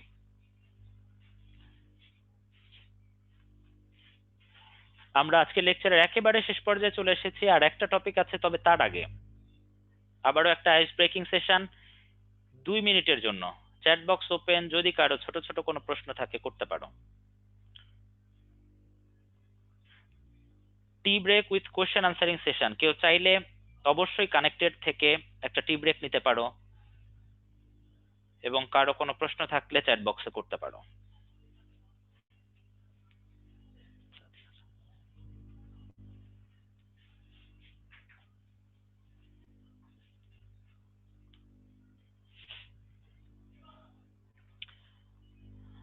খুবই সুন্দর একটা প্রশ্ন করেছো, সবগুলো করোটিক স্নায়ুর শাখা রয়েছে কিনা। অপটিক স্নায়ু ছাড়া, অপটিক, অলফ্যাক্টরি, এই 2টা স্নায়ু ছাড়া, সরি আর একটা আছে, অপটিক, অলফ্যাক্টরি এবং হাইপোগ্লোসাল, এই 3টা স্নায়ু ছাড়া বাকি সবগুলো স্নায়ুরই সাধারণত শাখা রয়েছে। প্রশ্ন এসেছে হাংরি নার্ভ কাকে বলা হয়? হাংরি নার্ভ ভেগাস নার্ভকে বলা হয়, কিছুক্ষণ আগেই বলেছি। ঐচ্ছিক পেশি সংকোচন প্রসারণ কোন অংশ নিয়ন্ত্রণ করে? অনেকক্ষণ আগের প্রশ্ন, সেরেব্রাম। 2টা উত্তর থাকলে কি করতে হবে? যদি অ্যাবসলিউট 2টা উত্তর থাকে অবশ্যই 2টা উত্তর আনসার করে দিয়ে আসতে হবে। মাইক্রোগ্লিয়া এবং নিউরোগ্লিয়া এর মধ্যে পার্থক্য কি? মাইক্রোগ্লিয়া এবং নিউরোগ্লিয়ার মধ্যে পার্থক্য হলো microglia is one of the types of neuroglia, অর্থাৎ নিউরোগ্লিয়ার 4টি প্রকার রয়েছে, তার মধ্যে অন্যতম একটি প্রকার মাইক্রোগ্লিয়া, যেটা ফ্যাগোসাইটোসিসের কাজ করে থাকে। ভেগাস স্নায়ুর অন্য নাম কি বললেন? ভেগাস স্নায়ুর অন্য নাম আছে, সেটা হলো নিউমোগ্যাস্ট্রিক স্নায়ু, কিন্তু এটাকে মজা করে হাংরি নার্ভ ডাকা হয়। রক্তচাপ পড়ে গেলে মস্তিষ্কের কোথায় সংকেত যাবে, পন্স নাকি মেরুলা অবলাঙ্গাটা? খুবই সুন্দর প্রশ্ন। এটা যদিও রক্ত চ্যাপ্টারের সাথে রিলেটেড, তারপরে বলছি রক্তচাপ পড়ে গেলে 2টা জায়গায় প্রধানত সিগন্যাল যায়, মেরুলা অবলাঙ্গাটা এবং হাইপোথ্যালামাস, তারা বিভিন্ন ভাবে রক্তচাপটা কন্ট্রোল করার চেষ্টা করে। প্যালাটাইন কি? প্যালাটাইন শব্দটার অর্থ হলো তালুতে বিদ্যমান। ফেসিয়াল স্নায়ুর কিছু শাখা আছে যেগুলো মুখের তালুতে থাকে, এই জন্য এটাকে প্যালাটাইন শাখা বলা হয়ে থাকে।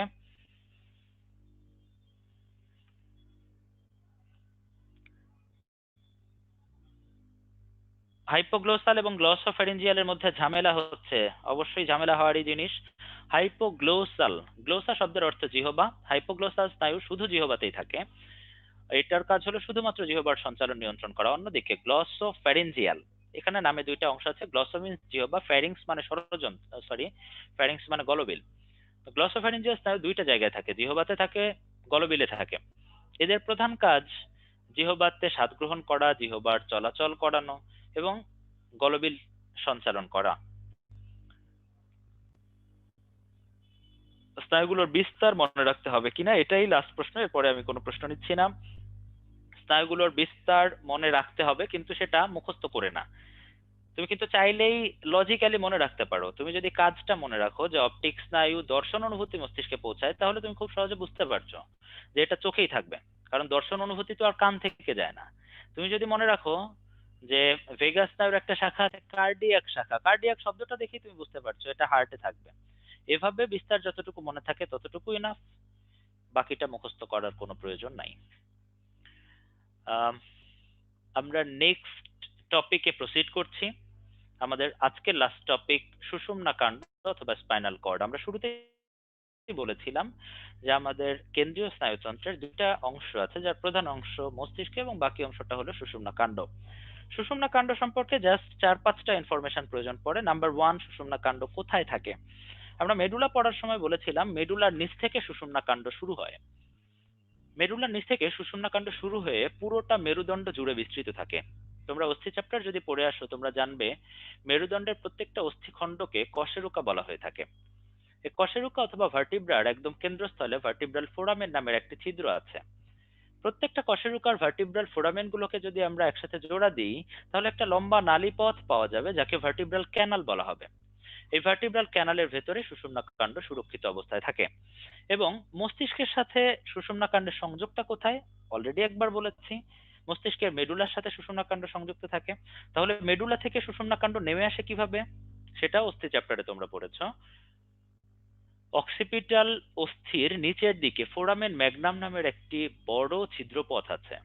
এই ছিদ্রপথ দিয়েই মেডুলা থেকে সুষুম্না কাণ্ড নিচের দিকে নেমে আসে। তাহলে এতক্ষণ ধরে আমি জাস্ট দুইটা ইনফরমেশন বলেছি। সুষুম্না কাণ্ড ফোরামেন ম্যাগনাম দিয়ে নেমে আসে এবং সুষুম্না কাণ্ড মেরুদণ্ডের ভার্টিব্রাল ক্যানালের ভেতরে অবস্থান করে। আমরা যখন প্রস্থচ্ছেদ করব তখন এরকম একটা ছবি দেখতে পাওয়া যাবে। সুষুম্না কাণ্ডের প্রস্থচ্ছেদে বাইরের দিকে হোয়াইট ম্যাটার, ভেতরের দিকে গ্রে ম্যাটার পাওয়া যাবে। খুব ভালো করে খেয়াল করো, আমার লেজার পয়েন্টারটা এই মুহূর্তে যেখানে আছে, this area is grey matter. দেখো এখানে খুব সুন্দর মার্কিং করা আছে, এবং বাইরের এই এরিয়াটা হোয়াইট ম্যাটার। তোমাদের অনেকেরই মস্তিষ্কের কথা মনে পড়ে যাচ্ছে। মস্তিষ্কের ক্ষেত্রে আর একবার রিকল করো, কোকোনাট থেকে আমরা জেনেছিলাম মস্তিষ্কের বাইরের দিকে হোয়াইট ম্যাটার, ভেতরে গ্রে ম্যাটার থাকে। সুষুম্না কাণ্ডের ব্যাপারটা পুরোপুরি উল্টে গেল, বাইরের দিকে এবারে হোয়াইট ম্যাটার, ভেতরের দিকে এবারে গ্রে ম্যাটার। এবং এই গ্রে ম্যাটারের একদম কেন্দ্রস্থলে খুব সরু একটা নালী পাওয়া যায়। এই নালীটাকে কেন্দ্রীয় নালী বলা হয়। খুব সহজ নাম, কেন্দ্র বরাবর যেহেতু নালী আছে, কেন্দ্রীয় নালী, ইংরেজিতে বলা হবে সেন্ট্রাল ক্যানাল।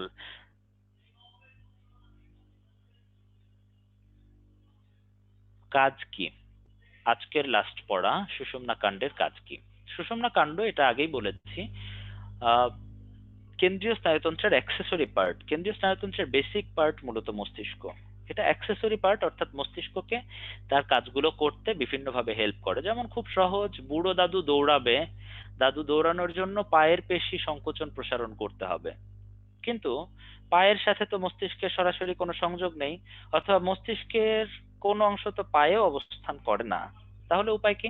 উপায় হচ্ছে মস্তিষ্ক থেকে সুষুম্না কাণ্ড হয়ে এই নির্দেশটা পায়ের পেশিতে যেতে হবে। এইভাবে সুষুম্না কাণ্ড আমাদের বিভিন্ন কাজে হেল্প করে।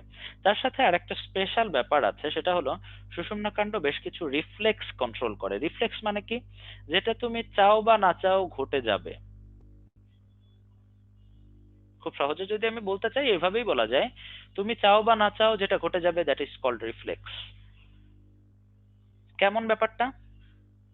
ব্যাপারটা হলো তোমার হাঁটুর একটু নিচে, দ্যাট মিন্স প্যাটেলার একটু নিচে যদি আমি কোন একটা কিছু দিয়ে হালকা করে ট্যাপ করি, হালকা করে আঘাত করি, তুমি চাও বা না চাও, জেগে থাকো বা ঘুমিয়ে থাকো, সজ্ঞানে থাকো অথবা অজ্ঞানে থাকো, তোমার হাঁটুটা অবশ্যই একটা জার্কিং মুভমেন্ট দেবে, তোমার হাঁটুটা অবশ্যই একটা ঝাঁকুনি দেবে।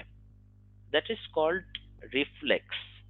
এরকম যত রিফ্লেক্স আছে আমাদের বডিতে, এই সকল রিফ্লেক্স অথবা প্রতিবর্ত ক্রিয়া সুষুম্না কাণ্ড নিয়ন্ত্রণ করে থাকে। সুষুম্না কাণ্ড সম্পর্কে যদি কোনো প্রশ্ন থাকে আমাকে করতে পারো, chat box open for 1 minute.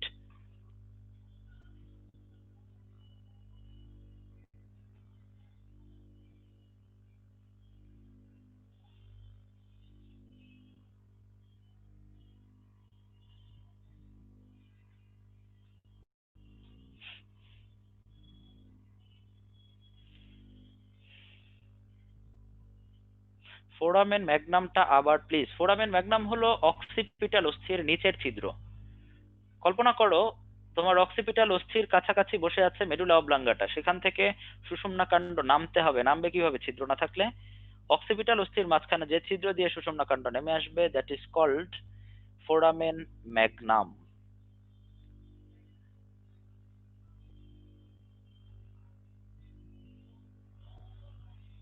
রিফ্লেক্সের example চাও? রিফ্লেক্সের অনেক এক্সাম্পল আছে। তুমি ধরো তেঁতুল খুব ভালোবাসো, হঠাৎ করে তোমার সামনে কেউ তেঁতুল নিয়ে আসলো, স্বাভাবিকভাবেই তোমার মুখে লালা চলে আসবে, দ্যাট ইজ কল্ড রিফ্লেক্স। এই রিফ্লেক্সটা অবশ্য সুষুম্না কাণ্ড কন্ট্রোল করে না, এটা কন্ট্রোল করে মেডুলা অবলাঙ্গাটা। কিন্তু আমাদের হাতে পায়ে যত রিফ্লেক্স আছে এই রিফ্লেক্স গুলো কন্ট্রোল করে সুষুম্না কাণ্ড।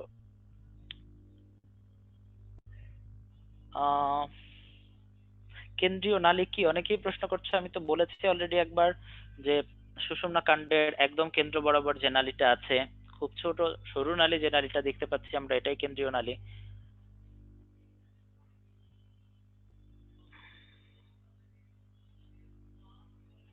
জুওলজি এর কোন চ্যাপ্টার মোস্ট ইম্পর্টেন্ট? যেটা পড়ছি সেটাই মোস্ট ইম্পর্টেন্ট।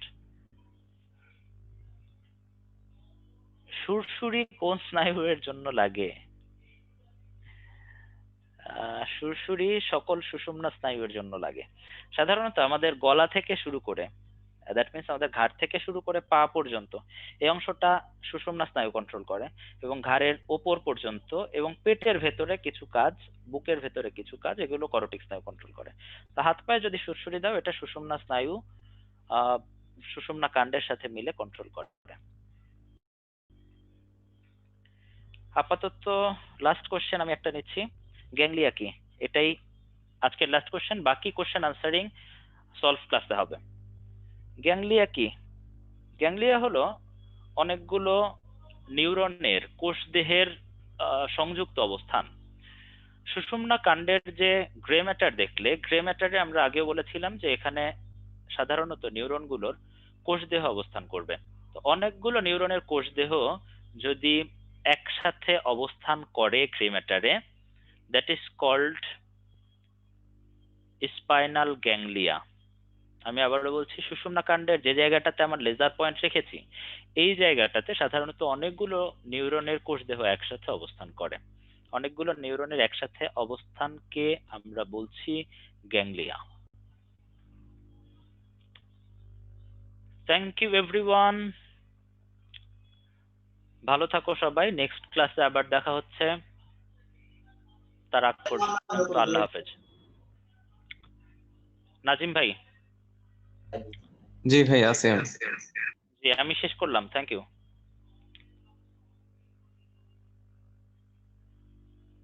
আপনার যদি কোনো কাজ থাকে আপনি করতে পারেন, আমি শেষ করছি। তোমাদের জন্য লাস্ট একটা পোল আছে, পোলটা দিয়ে সাইন ইন না সাইন আউট? না সাইন ইন না সাইন আউট? তুমি সাইন ইন করবা, ইনে ইনে দিয়ে না, ইনে দিয়ে এরপর একটা জিমেইল আইডি হবে, একটা পাসওয়ার্ড হবে। এরপরে জিমেইলটা দিবা, এই যে আমি তোমার নতুন করে যেটা খুলে দিয়েছি ওইটা দিবা, আর পাসওয়ার্ড হচ্ছে জিমেইল পাসওয়ার্ডটা। ও হ্যাঁ, জুমের পাসওয়ার্ড। এই যে ওই জুমের পাসওয়ার্ড দেখো, তোমার নামে প্রথম অক্ষর আর দিয়েছি, আর আমার ফোন নাম্বার দিয়ে পরে লাস্টে দিয়েছি। ওইটা দিলে এরপরে হচ্ছে তুমি ভিতরে ঢুকে পড়বা। এরপরে ঢোকার পরে ওখানে তোমার নিউ মিটিং, জয়েন, শিডিউল এরকম লেখা থাকবে। এর ওই যে জয়েনে যেতে হবে। এই যাদের নামের আগে কোচিং কোড নাই, সবাই কোচিং কোড দিয়ে আসবা। জয়েনে ক্লিক করতে হবে। এটা করতে আমি যেটা বলছি, এটা পুরো তারপর আচ্ছা, বইগুলার জন্য তোমরা শাখায় ফোন দাও। ডাইজেস্ট কবে দিবে? শাখায় ফোন দাও, দেখো আসছে কিনা, থাকলে দিয়ে দিবে। যেদিন যাইতে বলবে সেদিন যায় বইগুলো নিয়ে আসবা।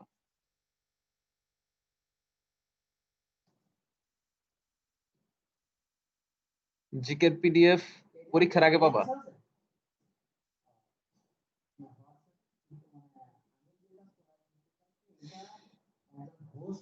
মানে শিডিউল তুমি না তৈরি করলে তুমি হচ্ছে তোমার দেখাতে পারবে না, মানে আমি যদি শিডিউল তৈরি না রাখি তাহলে তাড়াতাড়ি ভোট দাও, তাড়াতাড়ি ভোট দাও।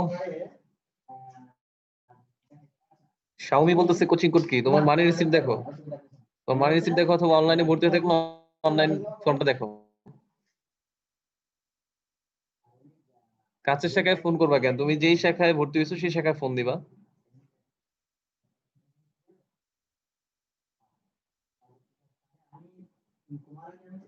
জিকে ইংলিশ কবে ক্লাস হবে? জিকে ইংলিশ ক্লাস হবে ভাইয়া, রুটিন গুলো ফলো করবো। আর সবার জন্য একটা মানে কথা হচ্ছে সবাই রুটিন ফলো করবা। কবে ক্লাস, কবে পরীক্ষা, কবে সলভ ক্লাস, সব রুটিনে লেখা আছে, কোন সময়ে কোনটা, সব জিনিস রুটিনে দেওয়া আছে, ওইভাবে ফলো করবা।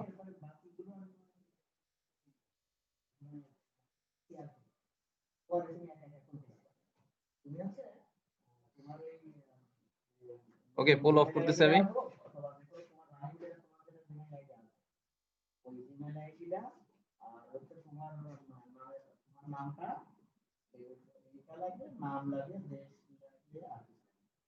আচ্ছা, না না না, আরেকটা হচ্ছে ইউজার হিসেবে কি কার নাম ব্যবহার করবা? সে মেয়ের নাম দিতে হবে। ঠিক আছে, আল্লাহ হাফেজ। না না না না, আমি বলি এটা দুই রকম সিস্টেম। আমি করেছি দেখো,